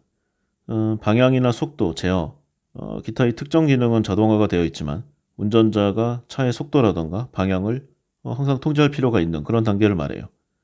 여기에 관계된 장치가 이제 우리가 많이 쓰는 크루즈 컨트롤, 차선 이탈 경보 장치, 긴급 제동 장치, 이런 장치들이 달린 차를 이제 레벨 1로 분류합니다. 그 다음에 레벨 2, 이 부분 자동화 단계인데요. 이제 고속도로와 같은 정해진 조건에서 차선과 간격 유지가 가능한 단계로 보면 되겠습니다. 레벨 1과 다른 점은 이제 방향 제어라던가 가속 감소까지 이제 시스템이 전부 알아서 제어할 수 있다는 데 있는데요. 차선을 벗어나지 않도록 자동차 스스로가 이 조향 장치를 움직이고 앞차와의 간격을 고려한다거나 스스로 속도를 줄이거나 좀 얻어내는 이런 것도 가능합니다. 하지만 좀 불안하잖아요. 그러니까 운전자가 항상 주변 상황을 주시하고 적극적으로 주행에 개입해야 하는 그런 단계를 말합니다. 그리고 레벨 3, 이 조건부 자동화 단계인데요. 이제 주행을 할 때 모니터링과 차량의 통제권이 이제 운전자라기보다는 시스템에 좀 넘어간 그런 상황으로 보면 되겠습니다. 그만큼 운전자가 주의를 기울여야 하는 좀 시간 그리고 비중이 확연히 줄어들게 되죠. 그리고 레벨 3는 이제 조건부 자동화 단계니까 일정한 조건 안에서는 이제 완전 자율주행이 가능하다고도 볼 수 있습니다. 그런데 이게 좀 위험해요. 왜냐면은 전파가 주로 좀 겹치는 도심 한복판이라던가 이런 데 가면 좀 문제가 발생하거든요. 그리고 가까운 길을 놔두고 먼 길로 돌아간다던가 기타 여러 가지로 불편한 점이 있어가지고 운전자가 적극적으로 주행에 개입할 필요는 없지만 이 자율주행의 어떤 좀 한계 조건에 도달하면은 좀 대응을 해야 되는 그런 필요성이 있습니다. 그래서 아직까지는 좀 부분이라는 이제 수식어가 붙었고요. 이제 레벨 4로 가면 이제 고도 자동화 단계. 여기서부터 이제 자율주행이라고 보면 되겠습니다. 전반적인 주행의 제어 책임이 모두 자동차 시스템에 넘어가 있고요. 복잡한 도심의 골목, 커브, 기타 돌발 상황이 예상되는 도로에서도 자율주행이 가능합니다. 하지만 아직까지도 악천후라던가 기타 아주 소수의 조건에서는 운전자의 개입이 요청될 수 있는 그런 단계예요. 따라서 주행 제어 장치가 필요합니다. 그리고 마지막으로 이제 레벨 5 완전 자동화 단계인데요. 이제 운전자가 불필요해요. 그러니까 탑승자만 있으면 되겠죠. 자율주행 택시가 나올 수 있는 그런 단계입니다. 목적지를 입력하면 자동차의 시스템이 모든 조건에서 주행을 담당하는 우리가 미래 공상 만화에서 많이 나오는 그런 차를 보면 되겠습니다. 그래서 이런 자율주행 차가 계속 개발되고 있고요. 그 성능 향상도 확연히 눈에 보일 정도로 올라오고 있습니다. 그런데 여기서 또 문제가 되는 것 중에 하나가 기술은 어떻게 또 맞춰질 수 있어요. 그런데 상용화를 시켜야 되잖아요.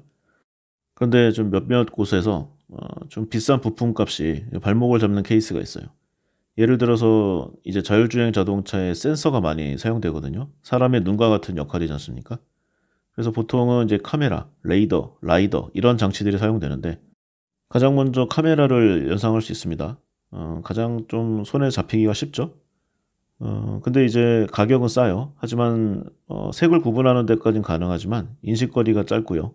외부에서 어떤 강한 빛 아니면 먼지 이런 방해가 오면은 상당히 좀 곤란한 상황에 처할 수가 있습니다. 그래서 레이더를 사용하는데요.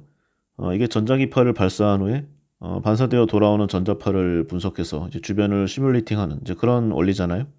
그래서 주위의 움직임을 감지하는 능력이 뛰어나고 인식거리도 상당히 긴 이런 장점이 있습니다. 하지만 전자기파를 잘 반사하지 않는 어떤 비금속 물체 등을 감지하기 어려운 좀 치명적인 단점이 있죠. 그래서 나온 것이 이제 궁극의 라이더입니다. 레이저를 사용하는데 레이저가 이제 물체에 반사되어 들어올 때 걸린 시간을 측정해서 물체 사이의 거리를 계산하잖아요. 파장이 짧습니다. 그래서 분해능이 뛰어나고 먼 거리에 있는 아주 작은 물체까지 인식하는 게 가능해요. 아니 그럼 이런 장치가 있는데 이런 부품이 있는데 뭐가 문제인가? 당연하게도 성능이 뛰어나지만 이 가격이 아주 비싸고 굉장히 비쌉니다. 그리고 가격은 어떻게 한다고 하더라도 크기가 좀 줄이는데 한계가 있어요. 예전보다는 많이 좀 저렴해지긴 했는데 아직까지 자율주행용 라이더 가격은 최하 수천만 원에 이릅니다. 상당히 저렴한 제품이 나왔다고 하는데 물론 수치상으로는 입증을 했어요. 그 부품의 스펙을. 그런데 아직까지 좀 신뢰를 얻지는 못하고 있는 것 같습니다. 이게 사고 한번 나면은 뭐 안에 있는 사람들 다 생명이 위험한 그런 단계잖아요. 이 모든 것들을 제조사가 책임져야 됩니다. 그러니까 어느 정도 좀 데이터 수치를 입증했다고 하더라도 이게 명확히 좀 받아들여지지가 않는 거죠. 싼 게 비지떡이라는 인식을 쉽게 지울 수가 없는 겁니다. 어쨌든 이 라이더도 이 성능상에서 좀 개선해야 될 점이 분명히 있고요. 거기다가 이제 가장 큰 문제, 이 코스트 다운, 이 가격의 문제가 워낙 명확하기 때문에 이 한계를 넘어서기가 어려워요. 뭐 아마도 고급차는 가능하지 않을까 하는 생각을 해봅니다. 차값이 4, 5억 원 뭐 이상 하면은 라이더 몇 천만 원짜리 달 수 있겠죠? 그리고 이제 이 자율주행이 자동차에서 점점 확산되는 그런 분위기예요.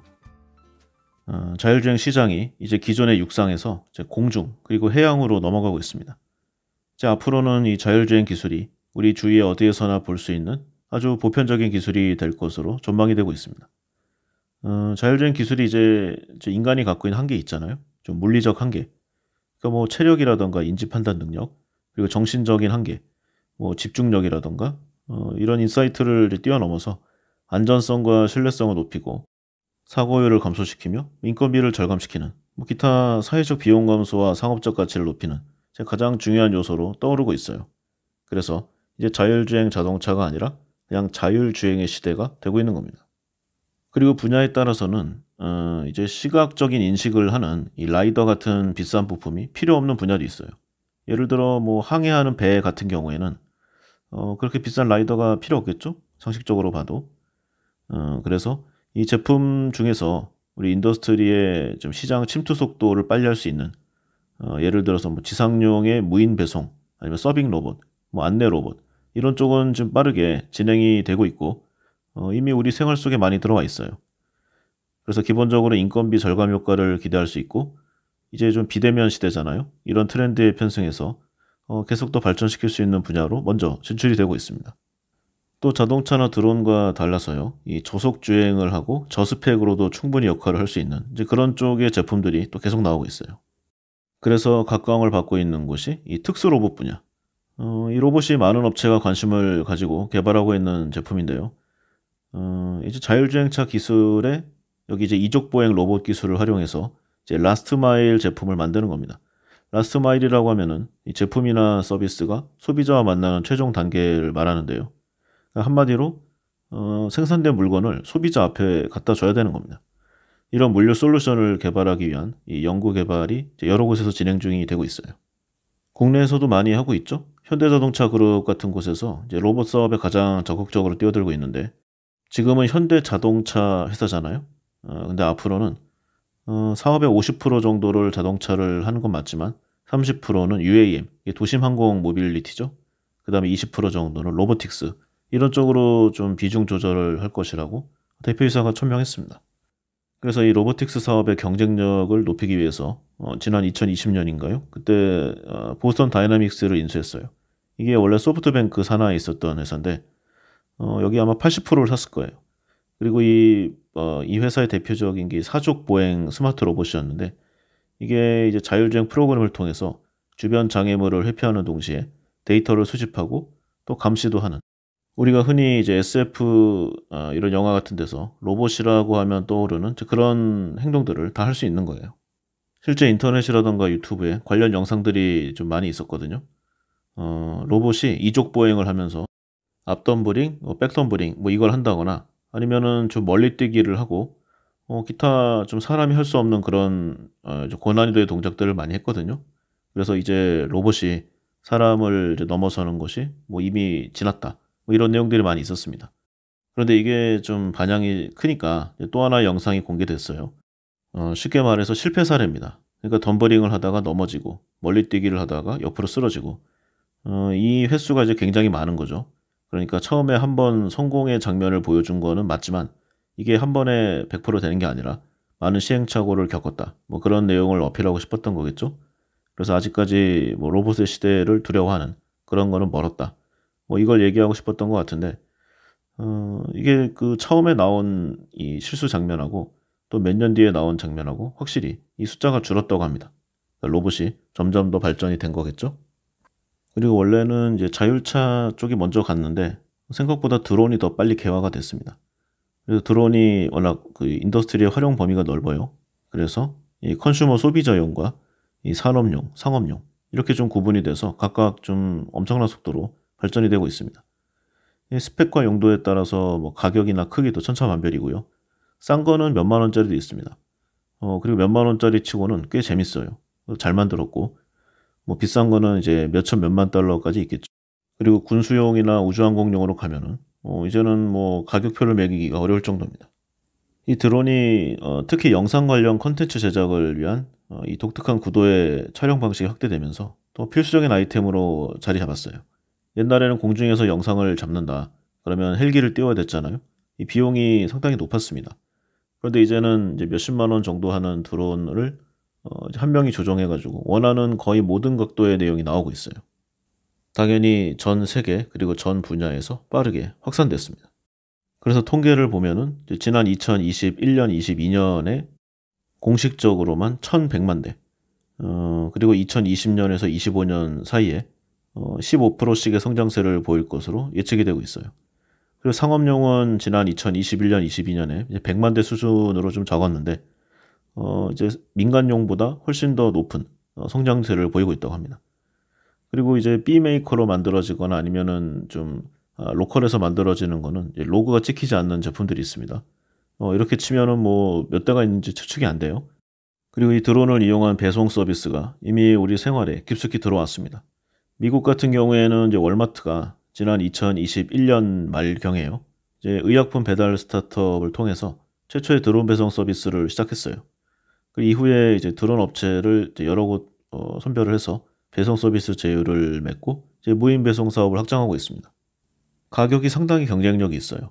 이 월마트가 이제 사업 초기에는 이제 배송 가능 무게를 이제 4파운드, 한 1.2kg 정도 되는데요. 이걸로 한정하고 가격도 이제 10달러로 좀 처음에 픽스했어요. 그러니까 이때까지는 좀 비쌌습니다. 아무래도 뭐 용품의 종류라던가 아니면 좀 횟수에서 한계가 있었겠죠. 근데 이게 점점 확대가 되면서 2022년 이제 중순에 오니까 무게는 10파운드, 그러니까 한 4.5kg 정도, 가격은 4달러 언더. 이렇게 되니까 경쟁력이 확 높아졌습니다.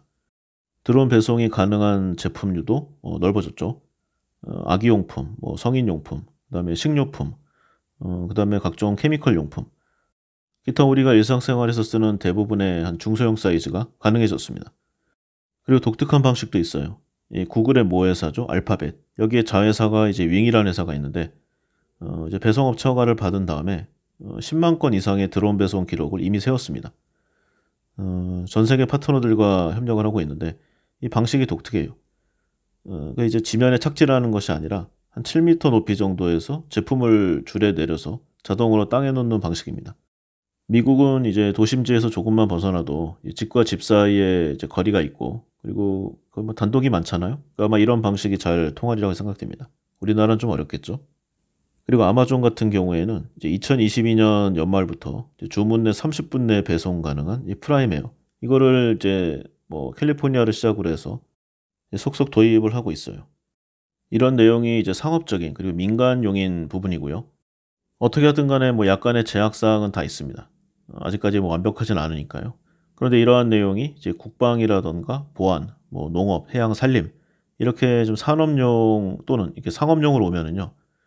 이제 고스펙의 부품이 사용되니까 그 활용 범위가 훨씬 커져요. 비용에 이제 신경을 안 써도 되잖아요. 그리고 산업용 제품이 상대적으로 가혹한 환경 속에서 중장거리 그리고 고속주행 이런 게 필요하기 때문에 훨씬 더 스펙 사항이 높고요. 그다음에 우리가 이제 드론의 힘을 제대로 느낄 수 있는 그런 내용들이 많습니다. 뭐 영화 촬영 같은 것도 워낙 많이 쓰죠. 그리고 특수 용도로 농업 분야에서 미국 같은 경우에는 뭐 몇십만 평, 몇백만 평의 평야지대가 있으니까 이 농약 분사 기능을 수행해서 그냥 공중에서 살포하는 거죠. 그리고 국방에서는 전투 목적으로 많이 또 쓰고 있고 최근에 나오는 이제 전쟁에서는 드론에 폭탄을 실어서 적 목표 타겟팅을 이제 제거하는. 그러니까 이게 뭐 예전에는 미사일을 쐈잖아요. 그런데 한 발당 단가도 있고 그리고 이걸 운용하는데 상당히 어렵습니다. 제약사항도 있고 운반도 해야 되고 쏘기 전에 먼저 맞을 수도 있어요. 그런데 이제 소리가 거의 나지 않는 이 작은 소형 사이즈의 제품에 이제 고성능 첨단의 이제 미사일을 이제 달아서 쏘는 거죠. 그러면은 아주 소수의 운영 인력이 수백 수천 기의 드론 미사일을 이 부대를 운영할 수 있는 겁니다. 응용하기에 따라서 엄청난 작전 성공률을 높일 수가 있어요. 그래서 이제 군사용으로까지 가면은 그 시장의 규모를 이제 수치하는 게 어려울 정도고요. 일단 민수용으로만 보면은 전 세계 이제 도심항공 시장 규모가 2025년 정도에 한 2조 원 정도에서 2035년 정도 되면은 200조 원으로 그 10년간 100배 이상 성장 가능성이 있다는 이 전망치가 이미 나온 상황입니다. 그러니까 전 세계 각 회사들이 유수의 기업들이 이 분야로 뛰어들고 있는 거죠. 그리고 초기에는 뭐 각광받지는 못했는데요. 최근에 그 중요성이 높아지고 있어요. 이제 해상 운송. 이 해상에서 자율주행 기술 적용이 활발하게 이루어지고 있습니다. MIT 같은 곳에서는 이제 네덜란드에서 승객을 태우고 물 위에 떠 있는 이 쓰레기 수거 그리고 물품을 배달할 수 있는 자율주행 로봇보트 시스템 이걸 다 운전하는 데 성공했어요. 이 이름이 로보트인데 그러니까 로봇이 아니고 ROBOAT 로보트입니다. 그래서 배터리가 장착된 이 전기 보트 이 제품인데요. GPS를 통해서 경로를 찾아가고 그다음에 라이다와 카메라 라이다 안 써도 됩니다. 이거 해상이니까 이 자율주행 기술을 적용해서 스스로 장애물을 피하고 스테이션에 정박할 수 있는 이런 내용들이 이미 성공 데이터를 가지고 있어요. 그리고 국내에서도 상당히 호평받고 있습니다. 기술적으로도 많이 올라왔고요. 예를 들어 현대중공업의 이제 아비커스라는 이제 벤처 자회사가 있는데 여기서 자율운항 레저본트를 개발했거든요. 그래서 초대형 LNG 운반선에 이제 자율운항을 적용해서 대양 횡단을 성공적으로 이미 마쳤습니다. 그러니까 이미 기술적으로 성공을 한 거예요. 이 회사의 발표 내용을 보면은 이제 총 운항 거리가 한 2만 킬로 정도였는데 이 중에 절반 정도인 1만 킬로미터를 이 아비커스의 자체 자율운항 솔루션을 통해서 완전 자율운항을 한 거예요. 결과로 연료 효율도 대폭 개선됐고요. 온실가스 배출도 절감하는 이중삼중의 효과를 봤습니다. 또 자율운항 기간 동안에 다른 선박의 위치를 인지하거나 포착하는 걸 100% 성공했고 충돌 위험을 100여 차례 이상 자율적으로 회피한 데이터 기록을 실증했습니다. 현재는 이제 카메라를 많이 쓰고 중간에 핵심적인 부분에 라이다를 쓰는 좀 믹싱을 하고 있는데 장기적으로는 카메라를 더 쓰는 게 유리하겠죠. 그러니까 기술이 계속 발전하니까 언젠가는 가능하리라 생각합니다. 그리고 육상이긴 한데 그동안에 좀 없었던 이제 농업 분야에서도 이 자율주행 분야가 활발히 사용되고 있습니다. 농업 관련 종사자들한테는 유명한 회사인데요. 이 존 디어 완전 자율주행 트랙터를 개발했고 이제 공개했습니다. 그래서 경로를 설정하면은 이제 운전자 없이 자동으로 토양을 일구고 농작물을 심을 수 있는 그리고 24시간 쉼 없이 작업이 가능한 이런 제품과 시스템을 이미 완료했어요. 물론 이 추세에 국내 업체들도 따라가고 있습니다. 한국의 이제 이 분야의 대표적인 회사들, 뭐 대동이라던가 LS엠터는 이 자율주행 트랙터를 개발했고요. 농업 산업의 변화에 물결을 이미 가져오고 있습니다. 앞으로는 이제 기존의 활발한 드론 산업군과 더불어서 이 농업 분야에서 AI가 활용된 이 자율주행 기술이 적극적으로 사용돼서 지속적인 생산력 향상을 이뤄내려 생각합니다. 노동력이 많이 부족한 분야잖아요. 자연히 이런 내용들도 해소가 될 거고 장기적으로 국가 성장에도 많은 도움이 되리라 확신합니다. 자, 이렇게 AI의 긍정적인 부분들 그리고 이미 우리 생활에 깊숙하게 들어와 있는 인공지능의 여러 가지 내용들을 살펴봤습니다. 그런데 명이 있으면 암이 있잖아요. 밝은 곳이 있으면 당연히 어두운 부분도 있기 마련입니다. 지금 이야기한 분야 말고도 이제 우리 주변에 그야말로 이 AI가 적용 안 되는 곳이 없을 정도예요. 어느새 우리는 모르는 사이에 이제 로봇 기술의 주위에 둘러싸여서 살아가고 있는 그런 상황입니다. 그런데 이렇게 기술을 발전시키고 분위기도 잘 무르익고 여러 가지 좋은데 항상 이제 악용하는 그런 사람들이 있죠. 조직이나 단체. 미국 카네기 국제평화재단에서 이런 내용을 조사한 부분이 있습니다. 그래서 이 자료를 보면은 현재 확인된 세계 180여 개국 가운데 75개국 정도가 개인과 사회 감시를 목적으로 이 AI 기술을 활발하게 사용하고 있는 것을 확인했습니다. 그런데 이게 180개국 중에 75개국이 사용하고 있는 것이 아니라 나머지 국가는 확인이 안 된 내용이 많다는 거예요. 그러니까 이미 감시 체계를 잘 확립했지만 공개를 꺼리는 국가가 있는 거고요. 단순하게 이제 기술력이 부족해서 못하고 있는 국가도 있고 어쨌든 간에 할 수 있는데 안 하는 국가는 거의 없다. 이런 뉘앙스가 있었습니다. 현대 첨단 정보통신 기술과 이 인공지능이 합쳐지니까 이 감시의 환경에서 벗어나기가 어렵습니다. 뭐 너무 많잖아요. 기존의 CCTV, 우리 주위에 수많은 차량에 부착된 블랙박스, 그리고 빅데이터와 사물 인터넷 등을 통한 스마트 도시. 스마트 도시가 이제 사람에게 주는 뭐 효용, 그다음에 편리함 이게 엄청나죠. 그런데 그 반면에 컨트롤하기도 굉장히 쉽습니다. 또 안전도시나 이제 국토관리 플랫폼 등을 통해서 이제 국민의 생활을 감시하는 그런 내용들도 많이 있어요. 여기에 최근에 빅데이터와 이제 비전 쪽이 많이 활발하니까 이제 안면인식 기술이라던가 아니면 생체인식, 그다음에 알고리즘, 그다음에 클라우드 컴퓨팅 이런 감시 및 검사 기술도 계속 발전되고 있습니다. 일단은 지능형 CCTV가 있죠. 원래는 아날로그 시스템이었어요. CCTV가. 그런데 이게 디지털로 바뀌면서 컴퓨터 네트워크와 인터넷을 통해서 데이터를 송수신할 수 있으면서 이 감시 사회의 선봉장이 됐습니다. 딥러닝 기능이 적용되는 지능형 CCTV. 이 관찰의 객체인 사람이나 차량뿐 아니라 뭐 유모차나 안전모, 기타 특정 사물도 인식하고 사람의 얼굴을 개별 인식하고 뭐 분석하는 것을 넘어서 이제 종류라던가 개수, 크기, 그리고 위치와 예상 동선까지 파악하는 한마디로 감시 현장에 최적화된 이 프로그램으로 자리를 잡아버렸어요. 이미 각 국가의 주요 인프라 시설과 각 나라의 전국 CCTV 통합관제센터에서 활발히 사용되고 있습니다. 우리나라도 마찬가지고요. 그리고 안면인식 기술. 옛날에는 영화에서나 나오는 내용들이었는데요. 이미 공항의 출입국 시스템이라던가 병원에서의 환자 관리 또는 금융 시스템이나 범죄 용의자 탐지 이런 쪽에 널리 사용되고 있습니다.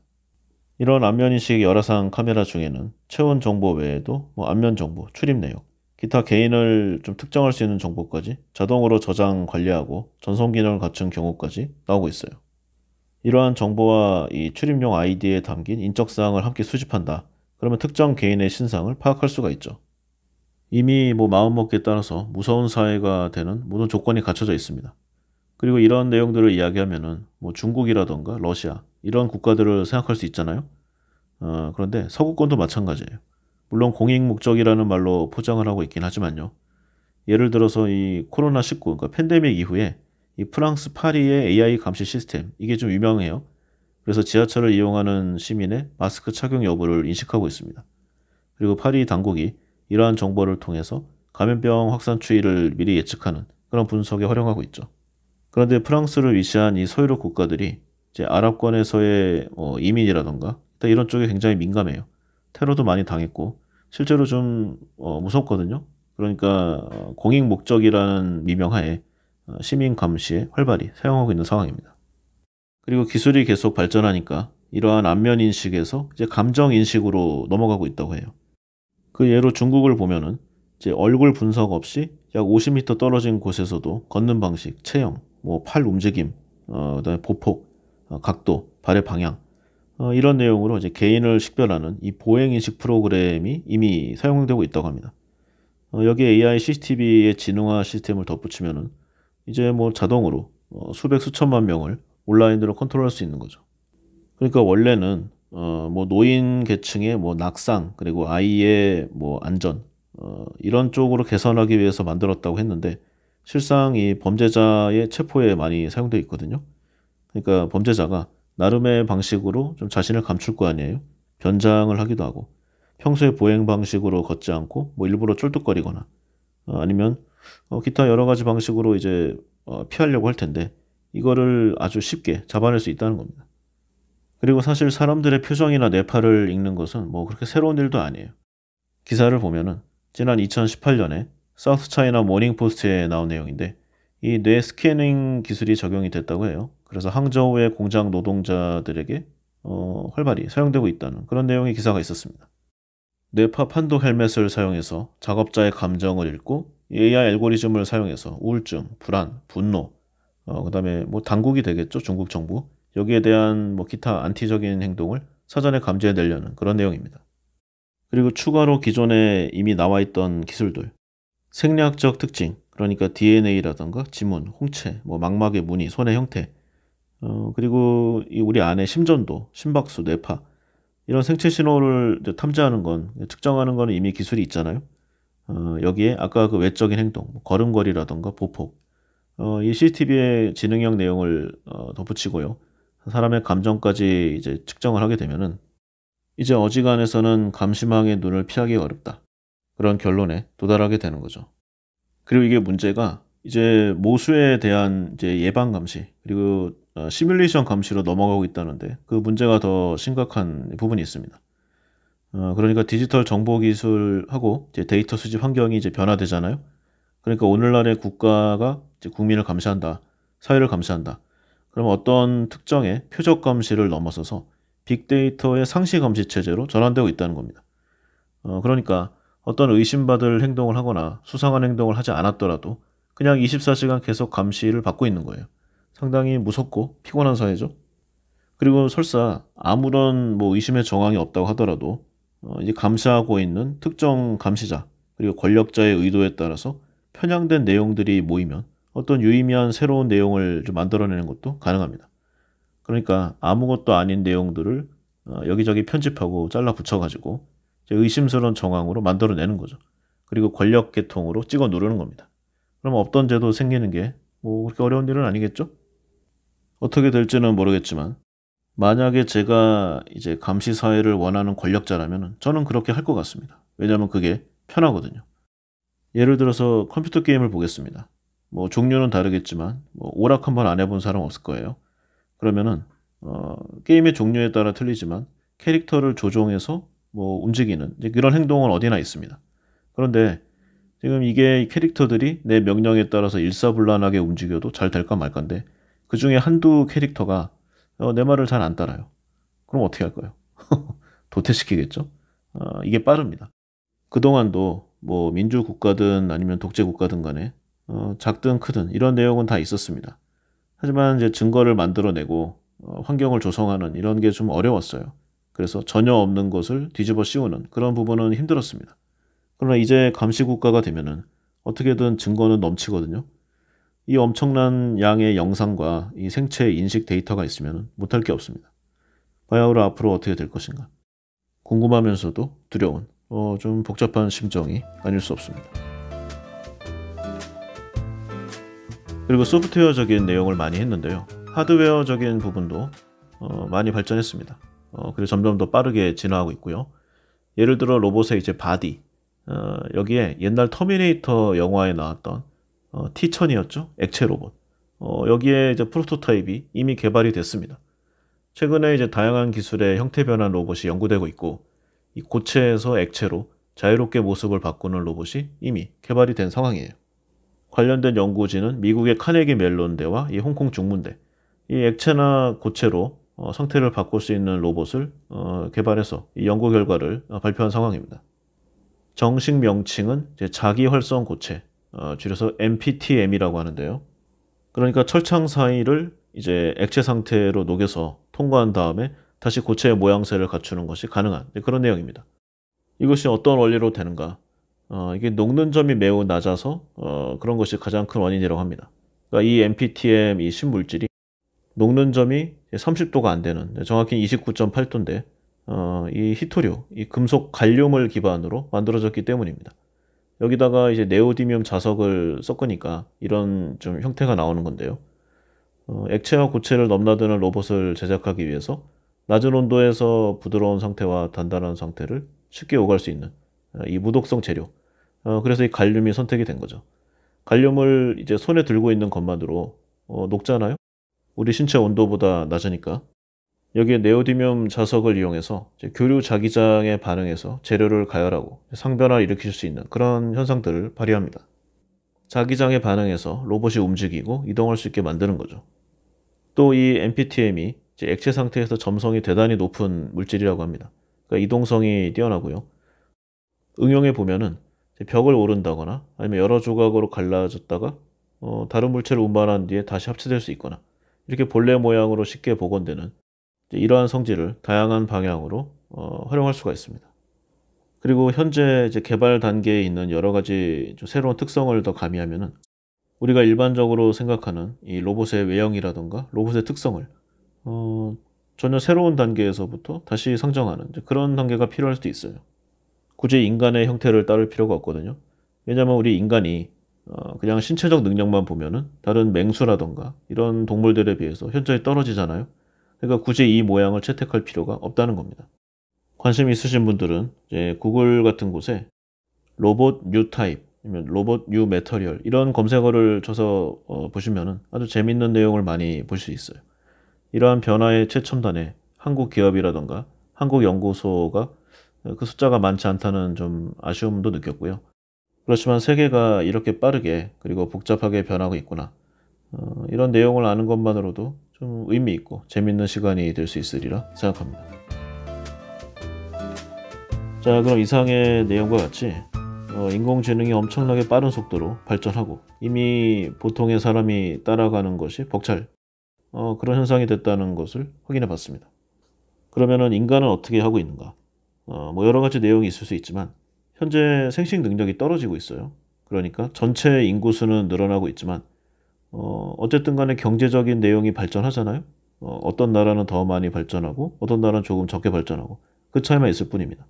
그런데 모든 나라가 경제가 발전하고 문화적으로 성숙해지고 사회가 안정화되면은요.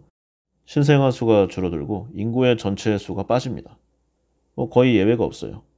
그러니까 지금 인구가 늘어나고 있는 나라들도 이제 발전되면은 어쨌든 간에 지금보다는 준다는 겁니다. 인공지능은 하루가 다르게 발전하고 로봇은 그야말로 혁신에 혁신을 거듭하고 있는데 인간은 발전은커녕 그 양적 숫자마저도 줄어든다. 그런 미래가 암담하겠죠? 그래서 인간도 인류도 나름 살아남기 위해서 노력하고 있는 상황입니다. 그 대표적인 내용 중에 하나가 인공자궁인데요. 이 저출산이 워낙 전 세계적 화두잖아요. 그래서 처음의 목적은 불임 부부를 위한 인공자궁 컨셉으로 시작된 그런 플랜입니다. 이 관련 내용도 유튜브나 영상에 액터라이프라고 치면은 이 회사거든요. 여기서 이 인공자궁 시설을 소개하는 그런 좀 영상들이 있습니다. 그 내용을 보면은 타원형의 투명한 이 유리관 안에 태아가 자라고 있어요. 이 태아가 어머니의 자궁 조건을 복제할 수 있도록 정밀하게 설계되어 있고요. 인공 탯줄로 연결된 이 바이오 리액터, 이걸 통해서 산소와 영양분이 공급되는 그런 시스템입니다. 아이의 부모는 이 스마트폰이나 아니면 웹을 통해서 언제 어디서나 실시간으로 태아의 심장 박동, 체온, 산소 포화도, 영양 상태, 기타 발육 상태를 체크할 수가 있습니다. 또 태교를 위해서 음악을 선곡해서 들릴 수도 있고요. 직접 노래를 불러줘서 태아를 좀 심신적으로 안정시켜 줄 수도 있다고 합니다. 대부분의 의학적 내용이 그렇듯이 맨 처음의 목적은 의학적 진보, 그 다음에 환자들의 처우 개선 이런 쪽의 목적이 있었습니다. 그러니까 암이나 기타 합병증으로 자궁을 제거한 그런 부모들한테 자신의 자녀를 출산할 수 있는 그런 기회를 제공해 준다. 이런 것이 이제 초기의 목표였죠. 그런데 여기에 이제 각국의 정부 지원금이 엄청나게 들어올 예정입니다. 그래서 한국이나 뭐 일본, 기타 이제 선진 구미권 심각한 인구 감소를 겪고 있는 나라들을 돕기 위해서 이제 국가적 프로그램으로 확대될 전망입니다. 이 회사 하나에서만요, 첨단 설비를 갖춘 실험실이 약 80여 개, 그리고 각 실험실에는 최대 400여 개의 인공자궁이 배치되어 있는 상황입니다. 이거 풀 가동하면은요, 연간 3만 명의 아이를 출생시켜서 키울 수가 있는 거죠. 그리고 태아의 부모는 인공자궁에 위치한 버튼을 눌러서 분만을 할 수 있습니다. 어떻게 될런지. 물론 이거는 이제 프로토타입이고요. 이 회사의 목표는 이제 10년 안에 이제 양산을 뽑아내는 거예요. 그래서 만약에 이 플랜이 계속한다. 그러면 언젠가는 대부분의 사람들이 체외 수정으로 만들어질 것이라는데 좀 의심할 필요가 없을 것 같아요. 아이를 임신해서 출산하는 게 정말 엄청난 고통이고 여성의 입장에서 데미지잖아요. 남자도 뭐 육아나 여러 가지 단계에서 힘들긴 하지만 어쨌든 뭐 윤리적이라던가 기타 여러 문제점을 배제하고 적어도 기술적으로는 이제 그 완성형이 얼마 남지 않은 상황입니다. 그래서 이제 뭐 윤리학자라던가 혹자는 이 기술이 이제 상용화가 안 될 것이라고 이야기하는데요. 근데 우리 왜 시험관 아기 있잖아요. 이 시험관 아기가 처음 등장했을 때도 엄청난 반발과 논쟁 여지가 있었습니다. 그런데 지금은 뭐 아주 범용 기술이 됐어요. 그리고 심지어는 대리모도 현재는 아주 흔한 상황입니다. 이런 측면에서 보면은 이제 인공자궁이 그러니까 이제 인공지능 기계에게 대리모가 되어달라고 하는 뭐 이런 내용이라고 할 수 있는 거죠. 그런데 이런 식으로 보면은요, 이제 태아가 아니라 제조 몰품이 될 수 있는 위험성이 있습니다. 만약에 이 수천 명의 태아가 집단으로 성장하고 있는 인공자궁 센터가 있는데 갑자기 정전이 난다거나 아니면은 뭐 어떤 이물질이 들어온다거나 뭐 어떤 기타적인 내용으로 이제 데미지를 입는다. 그러면 과연 어떻게 처리할 것인가?